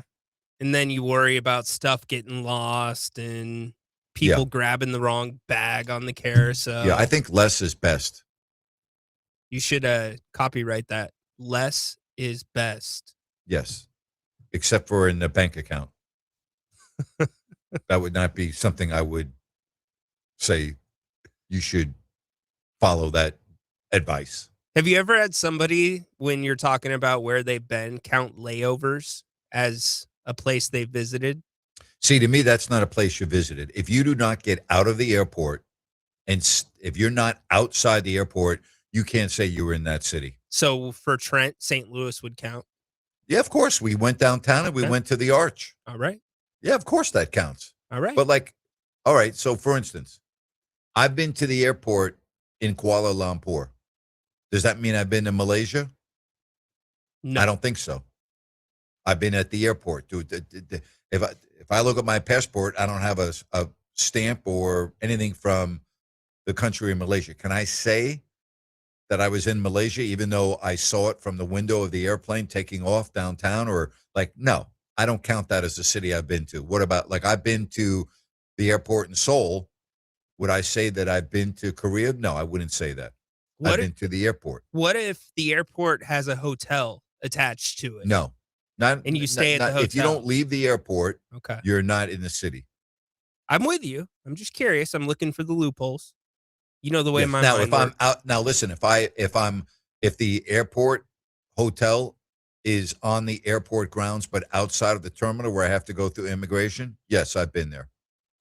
All right. If immigration does not give me a stamp, and I know things are done differently, but I'm trying to, for you, if you ever get your passport, you have not been to that country.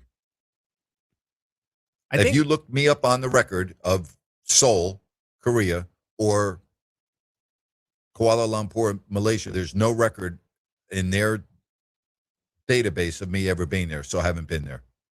They keep that record of who comes in and out of the country? Of course they do. Okay. Yes. Must be a long list.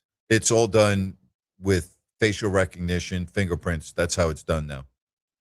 Did you see Phil Mickelson today? I did, yes. He's not going to be in the Masters.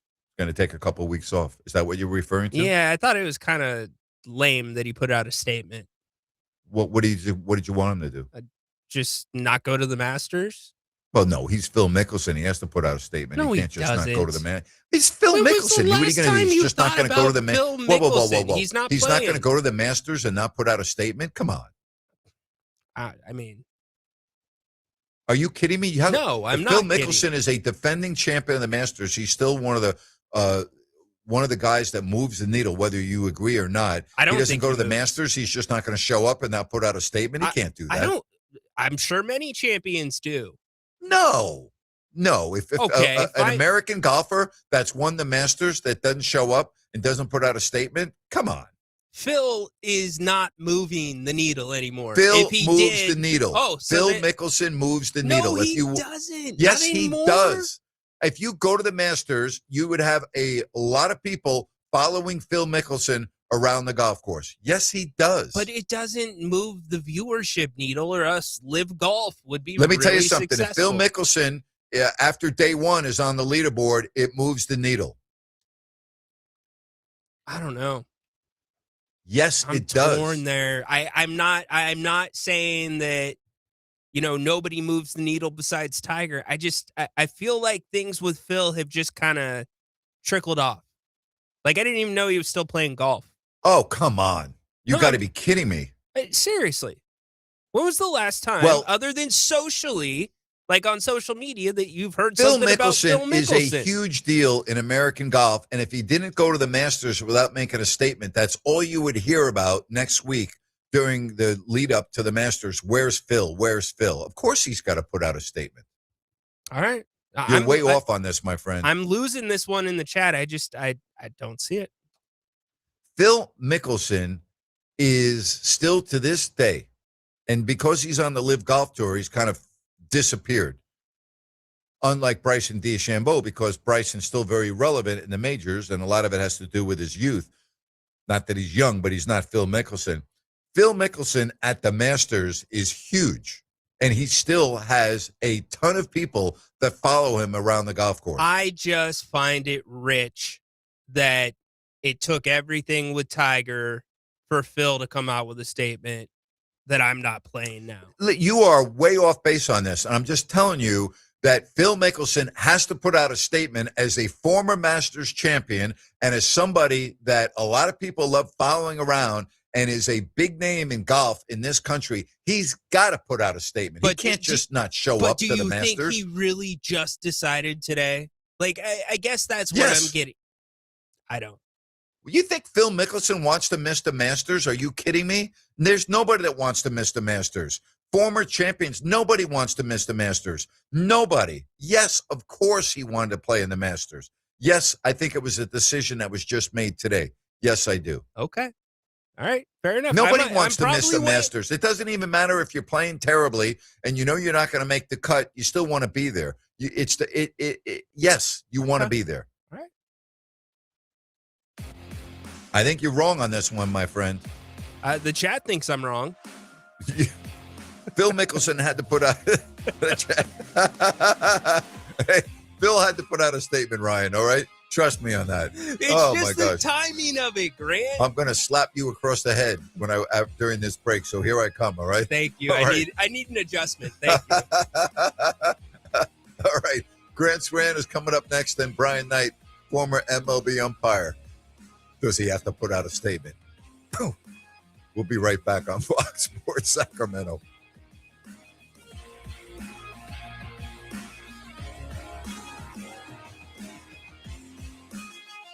Hear that?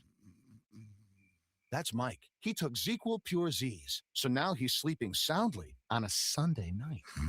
ZQL Pure Z's are fast-acting melatonin gummies with a complementary botanical blend to help Mike get the sleep he needs to wake up refreshed and ready to conquer Monday. Let's do this Monday. ZQL Pure Z's, just for sleep. Really great sleep. These statements have not been evaluated by the Food and Drug Administration. These products are not intended to diagnose, treat, cure, or prevent any disease. Use as directed. It's Rhino inviting you to join me on America's #1 daily fantasy site, Prize Picks. What I love about Prize Picks is real sports knowledge meets real payouts. You're not competing against sharks, just the numbers. In basketball, points, rebounds, assists, baseball, hits, total bases. One swing can cash your pick. Golf fans, birdies, strokes, and round-by-round performance. Every shot counts and every pick matters. It's simple. Choose 2 to 6 players, pick more or less on their stat projection, and let them win the night for you. Download the Prize Picks app today using the code Rhino50 to get $50 in free play after you play your first $5 lineup. That's code Rhino, RYNO50 to get $50 in free play after your first $5 lineup. One app, over 100 sports. Pick, predict, cash, Prize Picks. Who still listens to the radio? I'll tell you who. People who trust the comforting voices of our community. The Accident Guys have been proudly serving our community for over a decade. Need an accident attorney by your side? All you got to do is call the Accident Guys. I'm Dan Patrick, and this is Above the Noise. NFL offseason isn't quiet. It just changes form.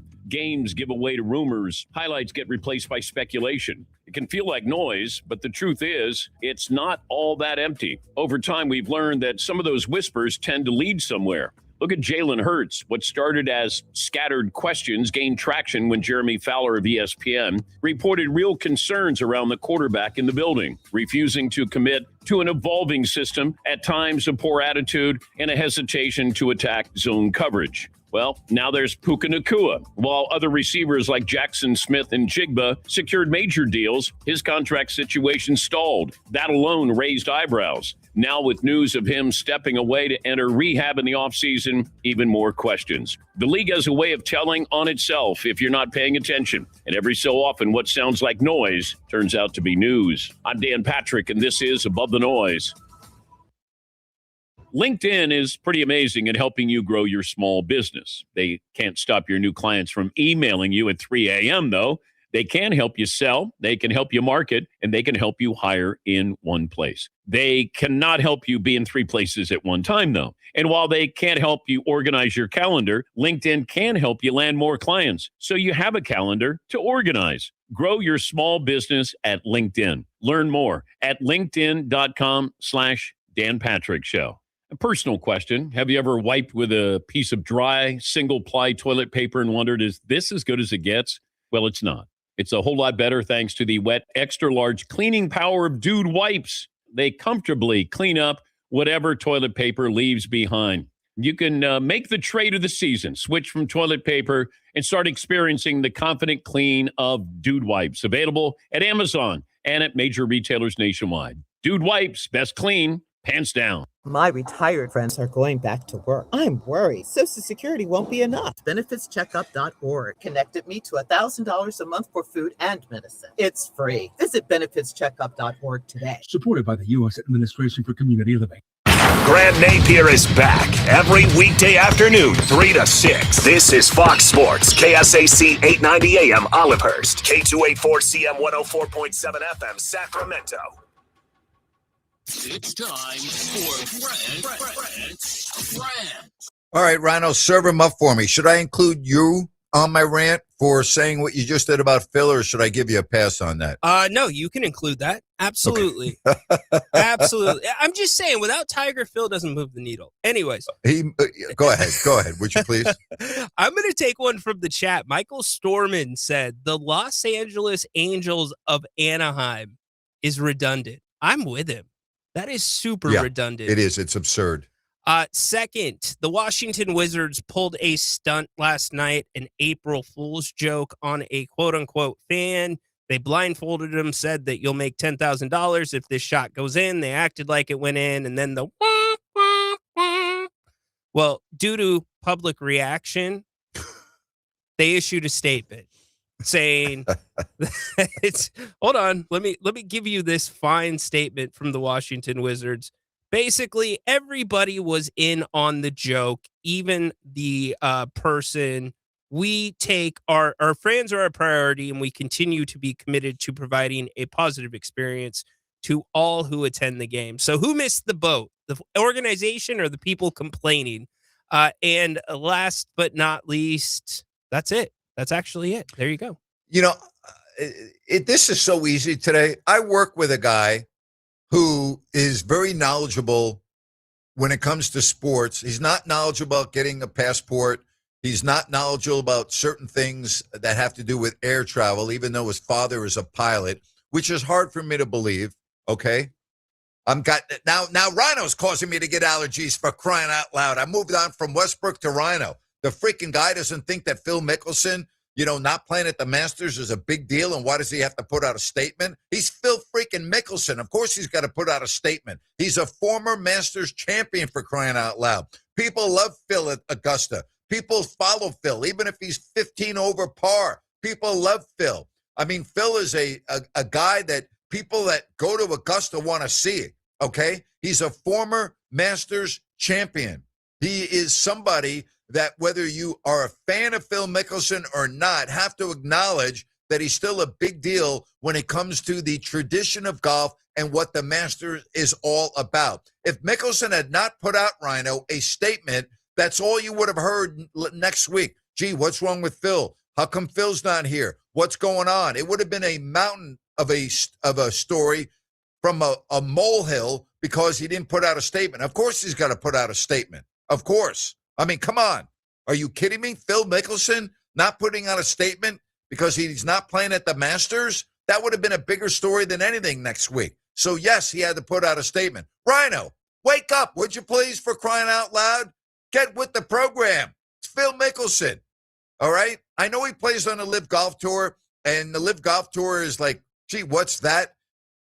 I get it. But Phil Mickelson? Really? Come on. Wake up, for crying out loud, would you please? And that's my rant for today. Below not good. That's right, not good. What is good is my next guest, very good friend, former MLB umpire, retired officially last year. And that would be Brian Knight, who was with me when I did my show a few weeks ago live at Bennett's in Roseville. Brian, how are you? Hey, buddy. I think Rhino's feeling a little of the heat like the major league umpires are right now. I mean, you're all over him. Give the guy a break. I mean, come on, man. See, Rhino, you got Brian coming here at the fence. So, hey, Brian. Well, yeah, somebody's got to. Brian, how do you spell night again on the check? Is it with a K? With a K. Thanks, buddy. That's beautiful. So, I find it very interesting about this automated balls strikes challenge system that there are a lot of people like me that played the game. I didn't play the game. Will Clark, who ripped it, hates it, thinks it's a real bad look for the umpires. I just had Steve Sachs on my show in hour number 1. He's not a fan of it. He doesn't like it, doesn't want it. I guess the issue that I have, it's too much in terms of what we're talking about with baseball. And with the way the media works now, Brian, I think it's a really uncomfortable position to put the umpires in. And I'm not saying that umpires don't make mistakes and they're perfect, because we know they're not. They're just like everybody else in the world. But boy, oh boy, if I'm an umpire right now, I can't be happy with what's going on. Your thoughts? Well, I tell you what, it would be nice to hear Steve Sachs talk about what the umpires' strike zones were like back in the 80s, because I guarantee you a tenth of an inch wasn't a problem for anybody. Right. And, you know, we've gotten to a point now where, yes, it's crazy because it just started, right? And there's going to be this big media, social media, everybody's going to be going crazy about this, that, and the other. And that'll blow over. It's just kind of fresh and new. And, you know, we can see where it goes in 2 months, how everybody's feeling about it. But yeah. Okay.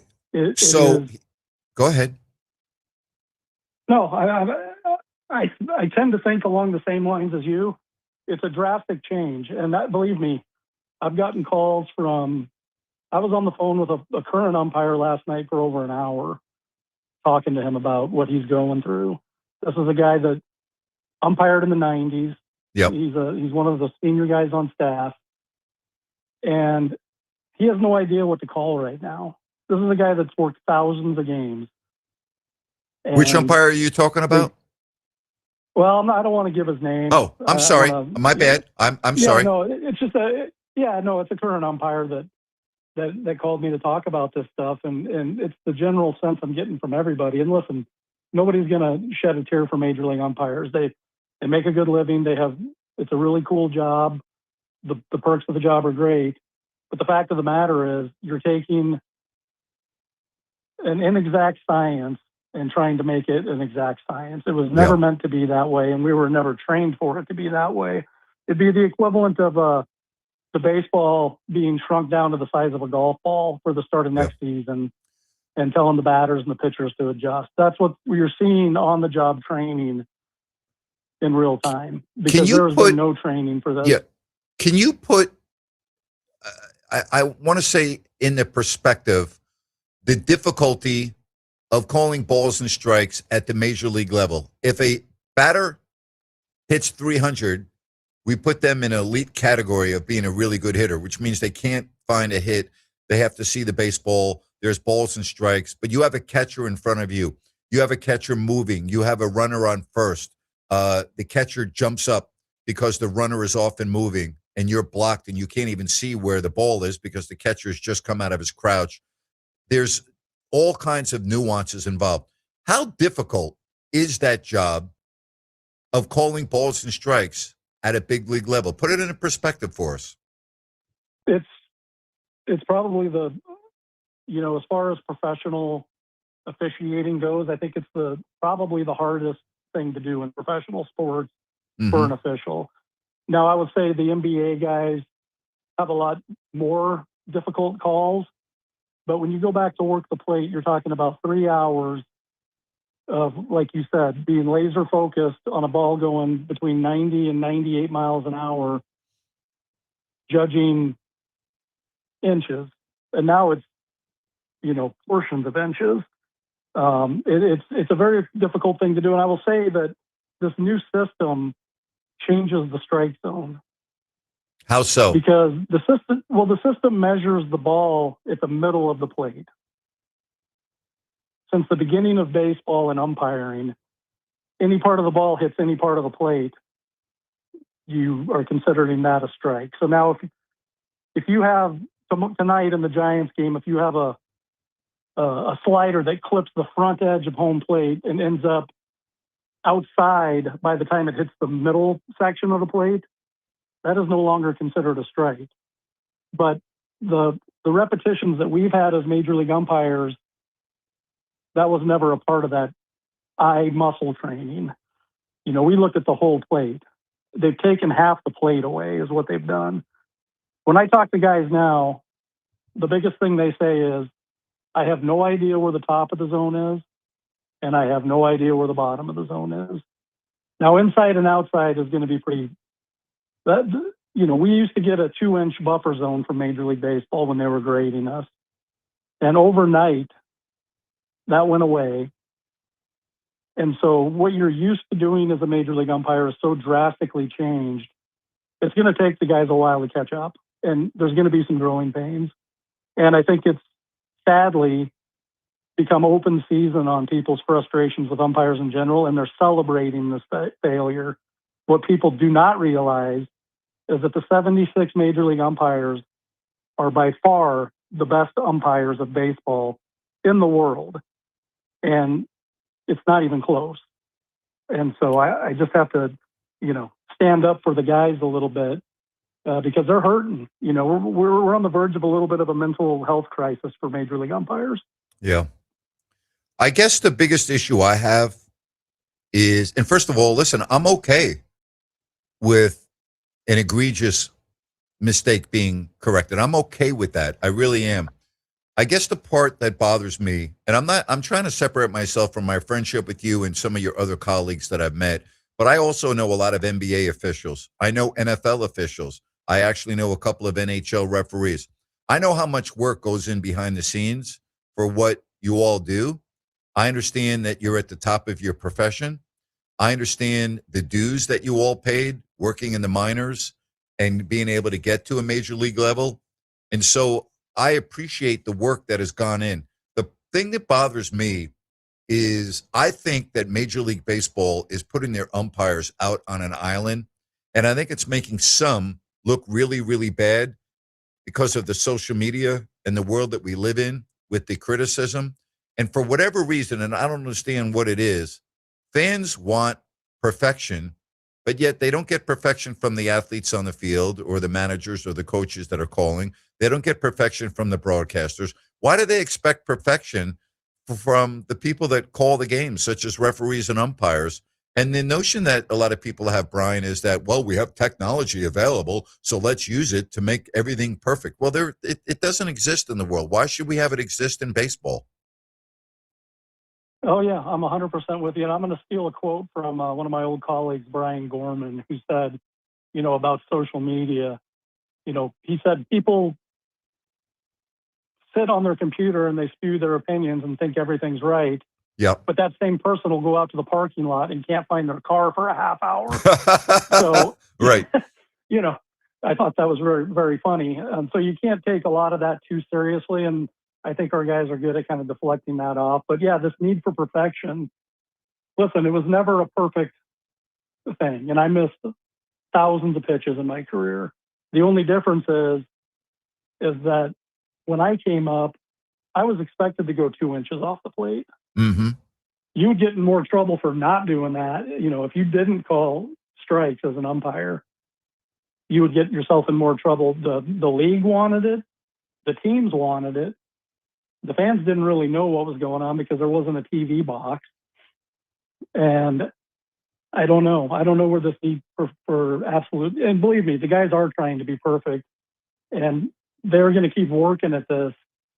But we're talking about guys getting overturned on pitches that are a tenth of an inch outside. Now imagine a scenario in October in Game 7 of the World Series in 2026 where a pitch is called a strike to end the World Series. Yeah. The batter taps his head. Up on the Jumbotron comes the graphic. the pitch is 1/10 of an inch off the plate. Sorry.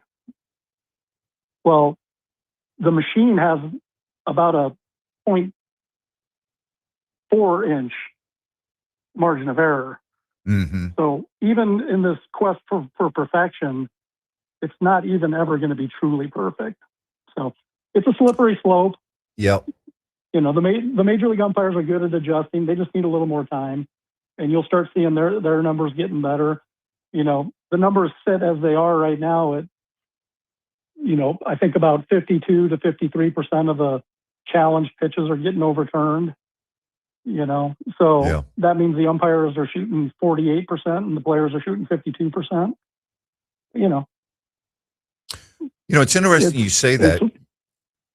Yes, I get exactly where you're going, and the reason why I'm trying to dissect everything you just said.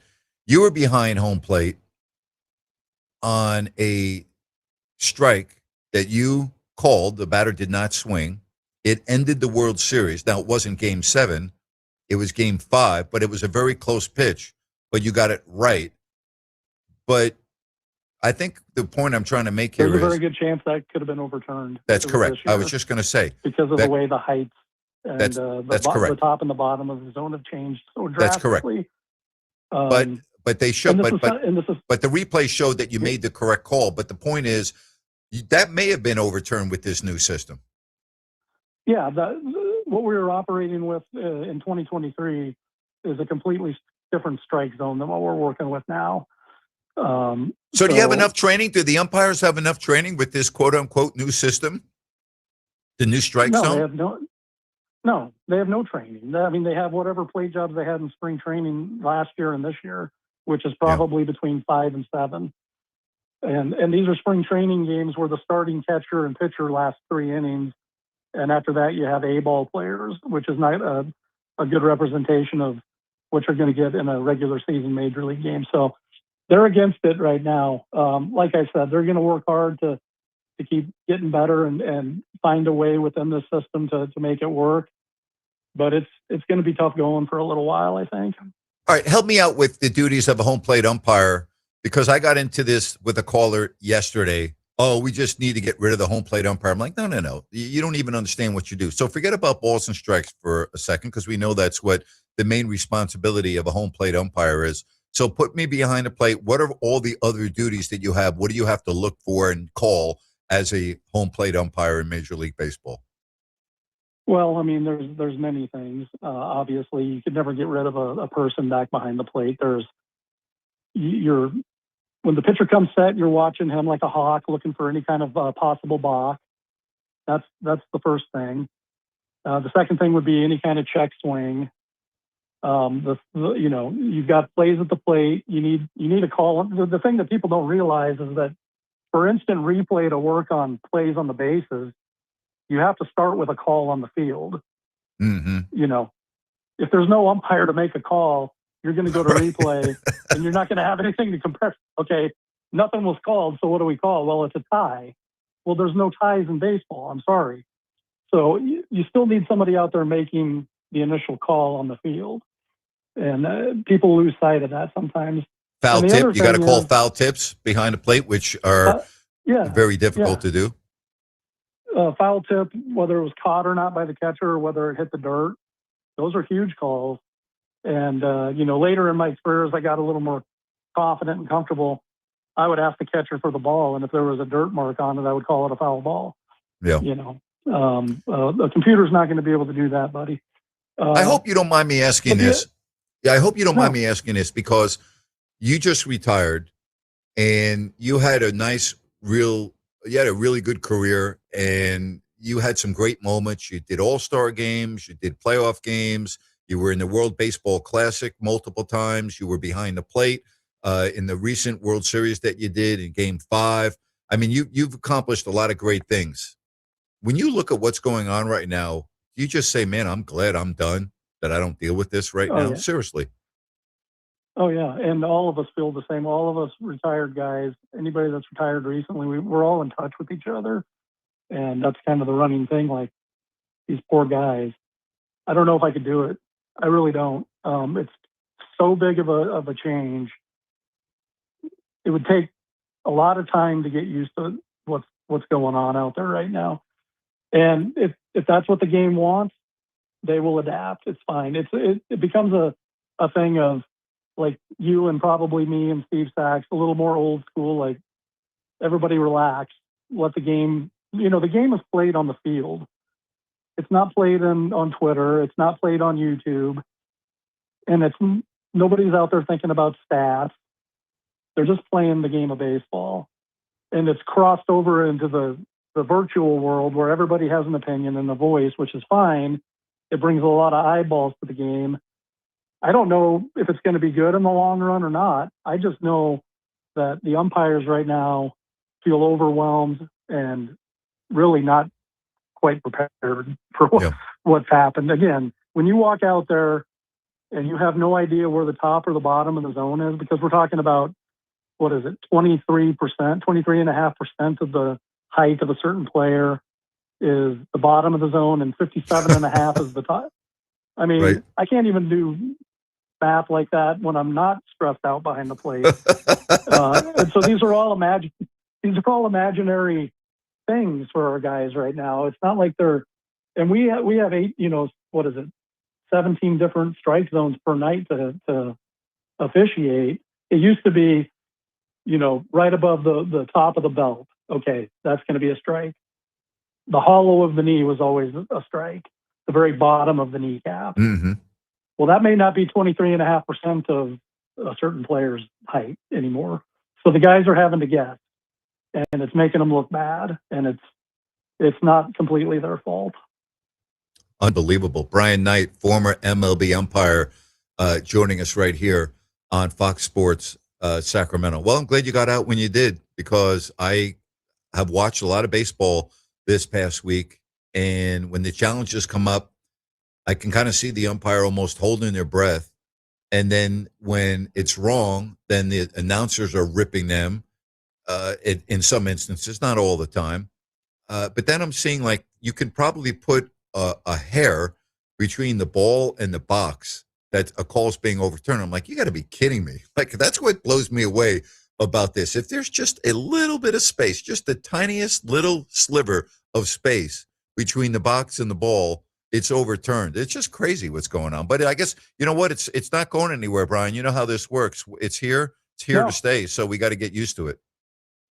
Yeah, the can of worms has been opened, and now it's just going to have to be dealing with the unintended consequences, which I'm sure there will be many, including the potential of how accurate is this system? Are these tenth of an inch pitches really balls or strikes? Do we really truly know? We're just going to accept what the machine says now? Okay, the people that are into the perfection can have fun enjoying that, and I think what's sad to me is the celebration of failure that people are giving to sports officials. It's almost like they couldn't wait for a reason because of some long-held grudge over umpires. And, people think a lot about the big personalities in umpiring back in the 70s and 80s. Yeah. Well, here's a news flash. It hasn't been like that for 25 years. Everybody that walks on the field as a major league umpire right now does so in a very professional manner. Some guys are better than others, yes, granted. And do they make mistakes? Of course. Are there regrettable situations? Occasionally.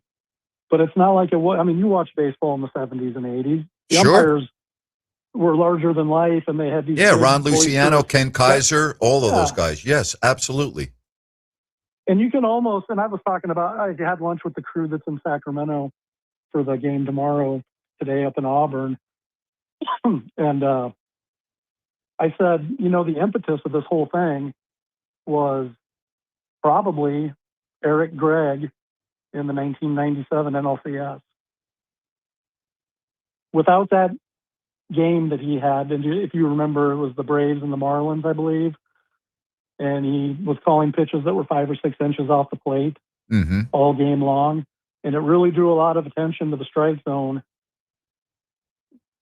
This was an outlier of a game, Sure. But that was the impetus. That was the impetus to the early iterations of what we're seeing now in the umpire world, which is called Quest Tech, which is how they originally started to grade us.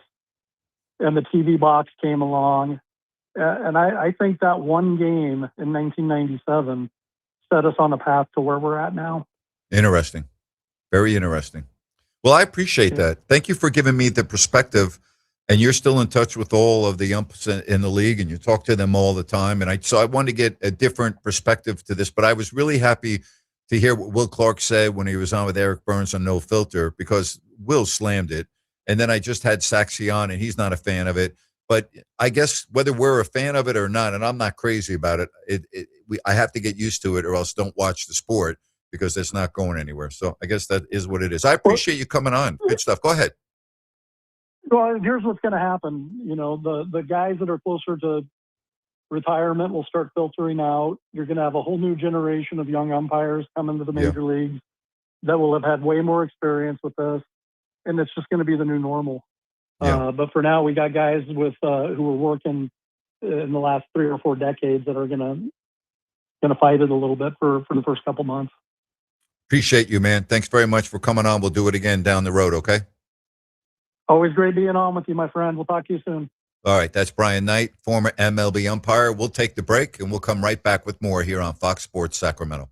We are Aftershock, the West Coast's largest rock, metal, and punk festival, returns to Sacramento this October with My Chemical Romance.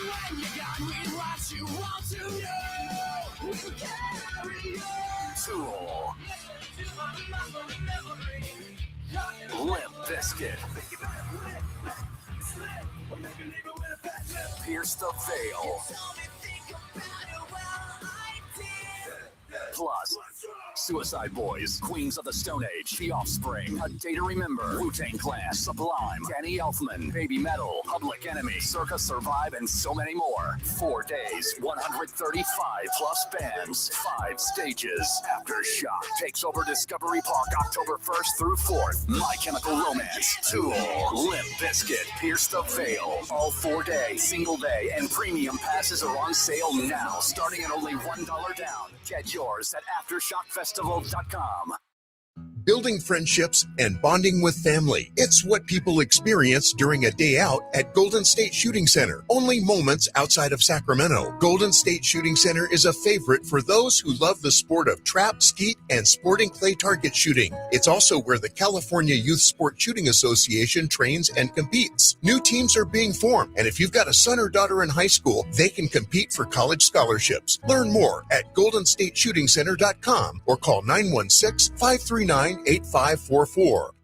Are you or do you know a veteran or a family in need of a heating or air conditioning unit?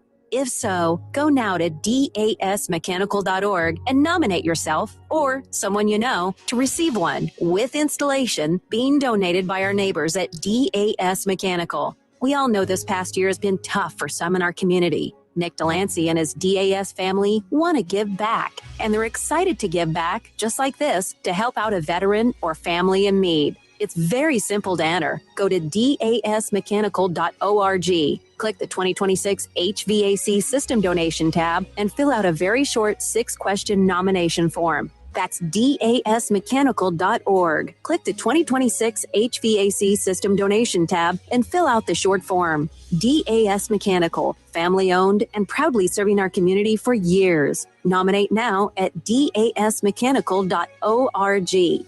That's dasmechanical.org. Out here in the middle of all these acres, it can feel like you're the only person on earth. And sometimes that's how it feels when you're going through tough times. Trouble sleeping, your mind racing. So what do? We get help. There are people in our community who are here for us. Sometimes just talking to someone can make all the difference in the world. Find more information at loveyourmindtoday.org. That's loveyourmindtoday.org. Brought to you by the Huntsman Mental Health Institute and the Ad Council. My thanks to Brian Knight. A little education from an umpire's perspective. 916-779-0929. We say hello to Colin in Grass Valley. What's up, Colin? Hey, Grant. I just wanted to disagree with what you guys were talking about. I actually think the balls and strike system is a great idea.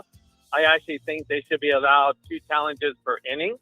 In Korea, they actually, umpires don't even call balls and strikes. It's done automatically.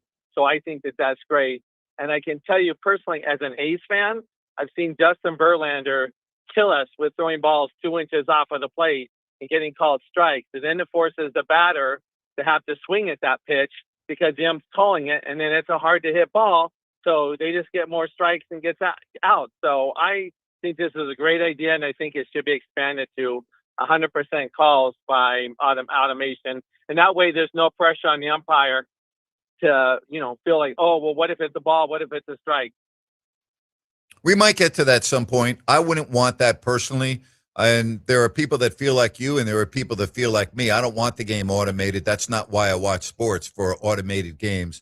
But I don't know what the future looks like. There are people that feel the way you do, and I don't have a problem with the way you feel. But me, as a baseball fan and someone that's watched baseball since the 60s, I really think one of the real beauties and what makes baseball so special is the umpiring element of balls and strikes. So I'm hoping it doesn't become that. I personally would not be a fan of that, but I respect the fact that you feel differently. Sure, and I too have been a baseball fan my whole life. I'm almost 61, and I was born into baseball. My parents started going to the A's games in '68 when they moved there. So baseball has been a part of my life my whole life. So I agree with you. It's my favorite sport above anything else, hands down. I mean, baseball is number one in my book. So I'm a huge baseball fan. I like seeing this. I think this is a great improvement to the sport. Sounds good. Thank you, Colin. Appreciate the feedback. Take care. You're welcome. Yep. Bye-bye. You too, bye. All right. Ryan, what do you think of Phil Mickelson not playing in the Masters? It doesn't really matter to me, to be honest with you. Just saying. You either like the take or you don't. I just think it's curious timing. I'll concede that the statement's okay. I just think it's like mark your territory. Like, first Tiger comes out and says, obviously, due to his issues, that he's not playing. Now Phil's not going to play. Phil actually had said a couple of weeks ago that this might be an issue, and probably was waiting to see if things got better at home. I don't know what the issue is. Not that it's any of our business, but yeah. Look, two things really quick. I can tell you one thing. I can tell you this. It's a huge deal for a player that is healthy and able to play in a major such as the Masters, who's won it before with the tradition that goes with being a Masters champion, not to be there. It's not a little thing. It's a big thing. Well, you know what? Okay, for me, I watch the majors. I'm usually not watching the week-to-week PGA Tour. But for Phil to be so far out of sight, out of mind with golf, maybe that's kind of what it is to me right now, because you rarely see him unless you follow him on social media. I don't even know where to find Live Golf if I wanted to watch it. I'm with you on the Live Golf Tour. I can't remember the last time I've watched the Live Golf Tour. I wouldn't be able to tell you who's winning on the tour. I couldn't tell you anything. But when the majors come, I know who John Rahm is. I know who Bryson DeChambeau is. I know who Phil Mickelson is. I know who, these golfers that are on the Live Golf Tour that are playing in the majors. And the Masters is so different than the other majors because of the tradition and the fact that it's the only major where it's at the same venue every year. So that makes it makes it special, because the U.S. Open, the Open Championship, and the PGA is at a different course every year. Now, it's repeated over time. Like the Open Championship is at St. Andrews every 5 years. But by and large, it's at a different course every year. Whereas the tradition of Augusta, it's the same course. Yes, some of the holes have been altered to make them longer. But you know what? Amen Corner is the same. Okay? Like, that's not going away. The 11th, 12th, and 13th is always going to be Amen Corner. It's always going to look the same. It's always going to have the same design. There's something about the tradition at the Masters which is different. And for the former champions not to be there, it's a huge deal. Fair enough. Something, I want to go the other way, though. I want to go back to baseball. So I don't completely disagree with Colin about the system. I kind of feel Mhm. like it's an all or nothing thing when it comes to balls and strikes. It's either's got to be fully automated or not automated whatsoever. Because to hear Brian talk about the umps that have worked Yep. their way up and now sounds like no training really on this stuff, and then people, the amount of hate, like that's not towards baseball in general. That's like softball guy or somebody that played a sport growing up that got screwed by a call. They just boo the umps because they remember that. Like I hate hearing all that. That stinks. And there's the gambling aspect too, Well, right? I mean, that's part of it, is it not? you know what? It's so funny that you bring that up because I did a little research into it. There are Mhm. places, live gambling, where you can bet next pitch, ball or strike. You are kidding me. No, I'm not kidding. And I'm wondering if that has played into any of this. Crazy, huh? Wow. Wow. Wow. Yeah. All right. A fan wants to know if you're going to be with us tomorrow on the post-game show, or are you going to be at the Stockton game? Because it's the first game back from a road trip, I will be with you guys and at the Kings game in Sacramento. Okay. Yes. Okay. I would love to be in Stockton, though. I'd rather watch that, for the record. Yeah. Okay. Fair enough. But I just wanted to make sure. All right, here's the other question. Next week, will you watch the Masters? Of course. Well, Yes. I didn't know of how much you watch golf. Yeah. Okay. To me, the Masters is the biggest major. I agree, and it's the most visually appealing. There's just something about watching. It's unbelievable with high definition TV the way it is, and I have a different perspective because I've actually been there now, which is one of the real thrills of my life, to be able to walk that golf course, and I really mean that in terms of sports. One of the thrills of my life. So I also have a different perspective now, having been there. So I told you about this off air. Amazon Prime just came out with this 22-minute short documentary on Rory McIlroy and his struggles with Augusta, but then it follows him hole by hole when he actually won it last year. And you can see the undulations in the greens, and you can just see, because they give you different views that the golfer will actually see. It's insane. I know. Just from watching that. When I went, the first hole I went to, I started at number 1, and I'm walking down the fairway, on the side of the fairway, and I'm on the right side of the green on Thursday. There aren't a lot of people. I mean, when I mean there aren't a lot of people, I mean, like, it's not like I couldn't see everything. And when I saw the first green and the undulations, I was like, oh my gosh. I mean, I was literally blown away. And then I told you I had a very special ticket. Right. That enabled me to go to this area off the 5th green. Speaking of money, that would cost $5,000 a day to go there. And they have 3 putting greens that are exact replicas from the course with the same stimp meter, meaning that's the same speed and everything else. And I had a chance to putt on a real green that the players were putting on, the exact same. And I was just like, it's impossible. Did you? So here, let me say, yeah. If you shoot normally on most golf courses, let's say around 80, I'm just going to throw an arbitrary number. Now, I know that their courses the slopes are different and everything else, but if you shoot in the low 80s on most of the golf courses that you play, you wouldn't break 100 at Augusta. Oh, no way. Yeah. No. But go ahead. What were you going to ask me?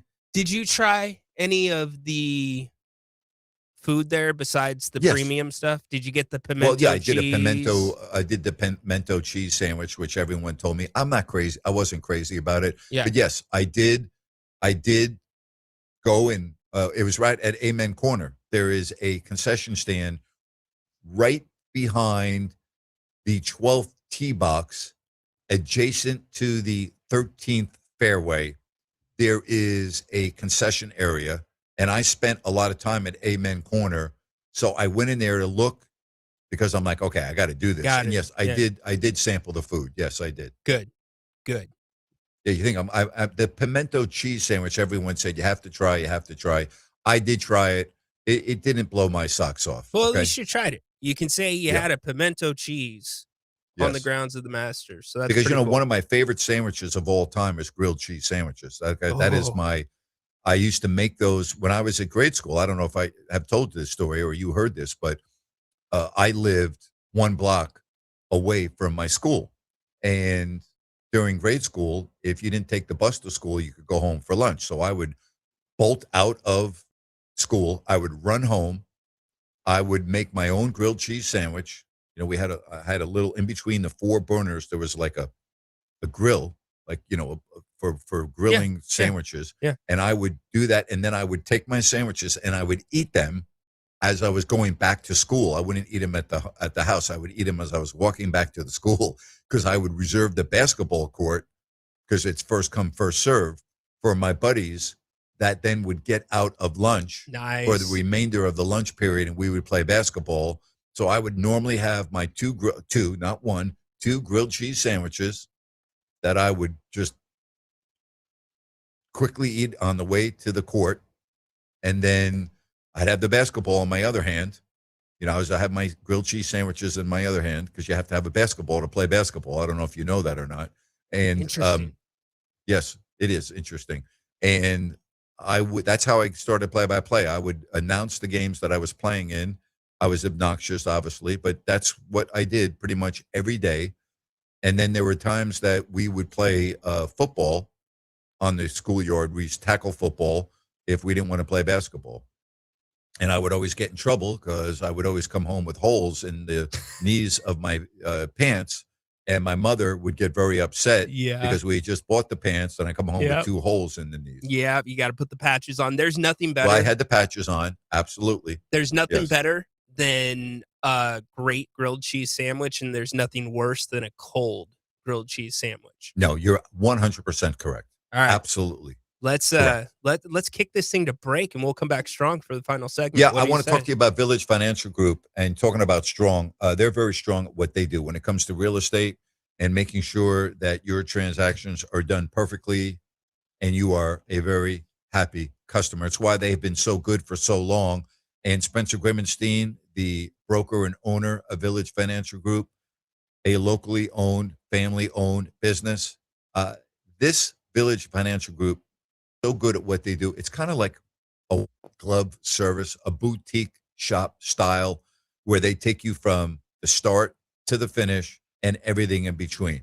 And when you talk about Spence, his experience is top level, but he's also a very creative financing specialist, and he has access to private money.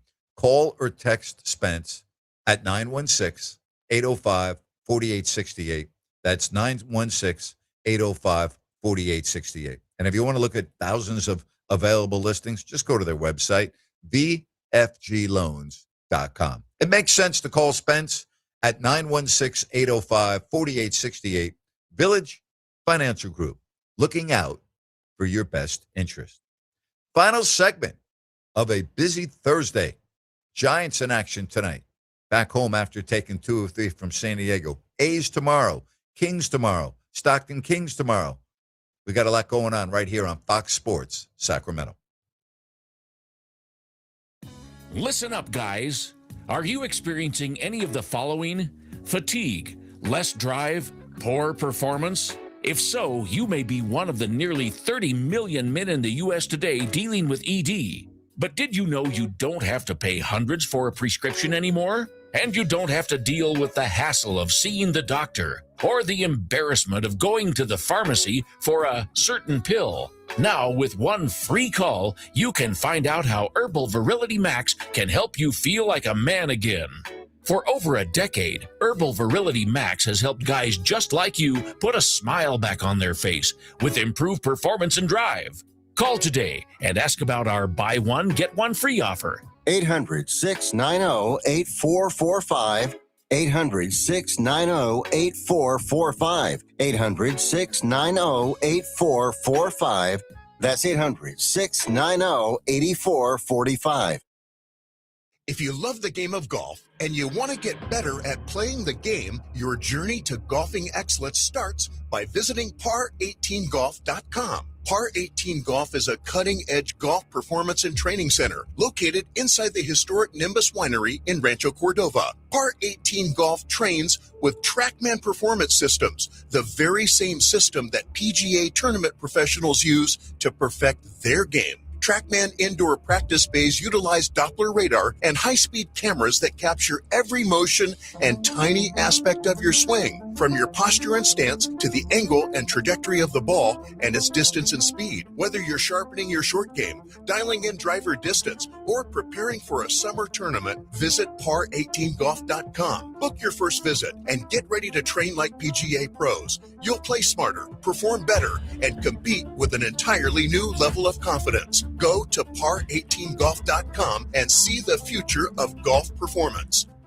Okay, we are running a car drive right now to help veterans all across America. So if you have an old car, truck, or van, even a motorcycle or an RV sitting around, you can right now give it away and help the vets. They really need your help. And your car will help support the vets and their families. And guess what? You even get a tax donation. Plus, we'll even come and pick up your car for free. And all you've got to do is pick up your phone right now and make a free call. Now is the perfect time to do something good for the vets. Give back to the vets right now for all they've done for this country. And your old car can really help them. So call the Veterans Car Donation Program right now for free pickup of your vehicle. Help the vets and help your taxes at the same time. Call right now. 800-598-0539. 800-598-0539. 800-598-0539. That's 800-598-0539.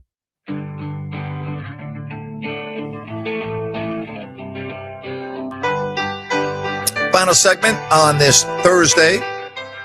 My thanks to Steve Sachs, Brian Knight, and you, of course. Congratulations to Max Reno, the Western Conference Rookie of the Month for the month of March. It's awesome. Not good enough to be a part of ESPN's top 10.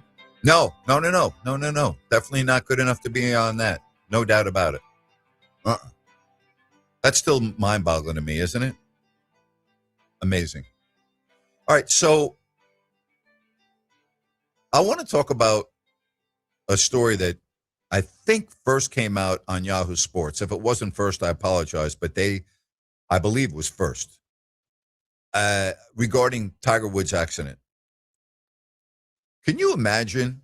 And first of all, I don't care what side of the political spectrum you're on. I don't care. It's never mattered to me. I don't care if you're a Democrat or a Republican or an independent. I don't care. Doesn't matter to me.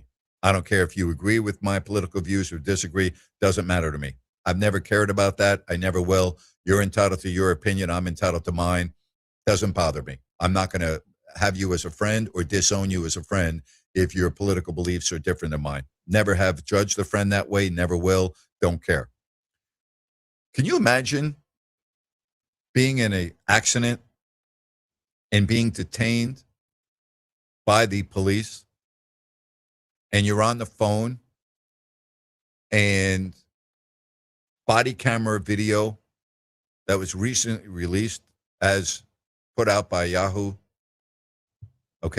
Yahoo Sports, and the story says that after the two-car accident and police were detaining Tiger Woods, and the body cam footage shows Woods saying, quote, "Yeah, I was just talking with the president," when he was asked to stay near the scene.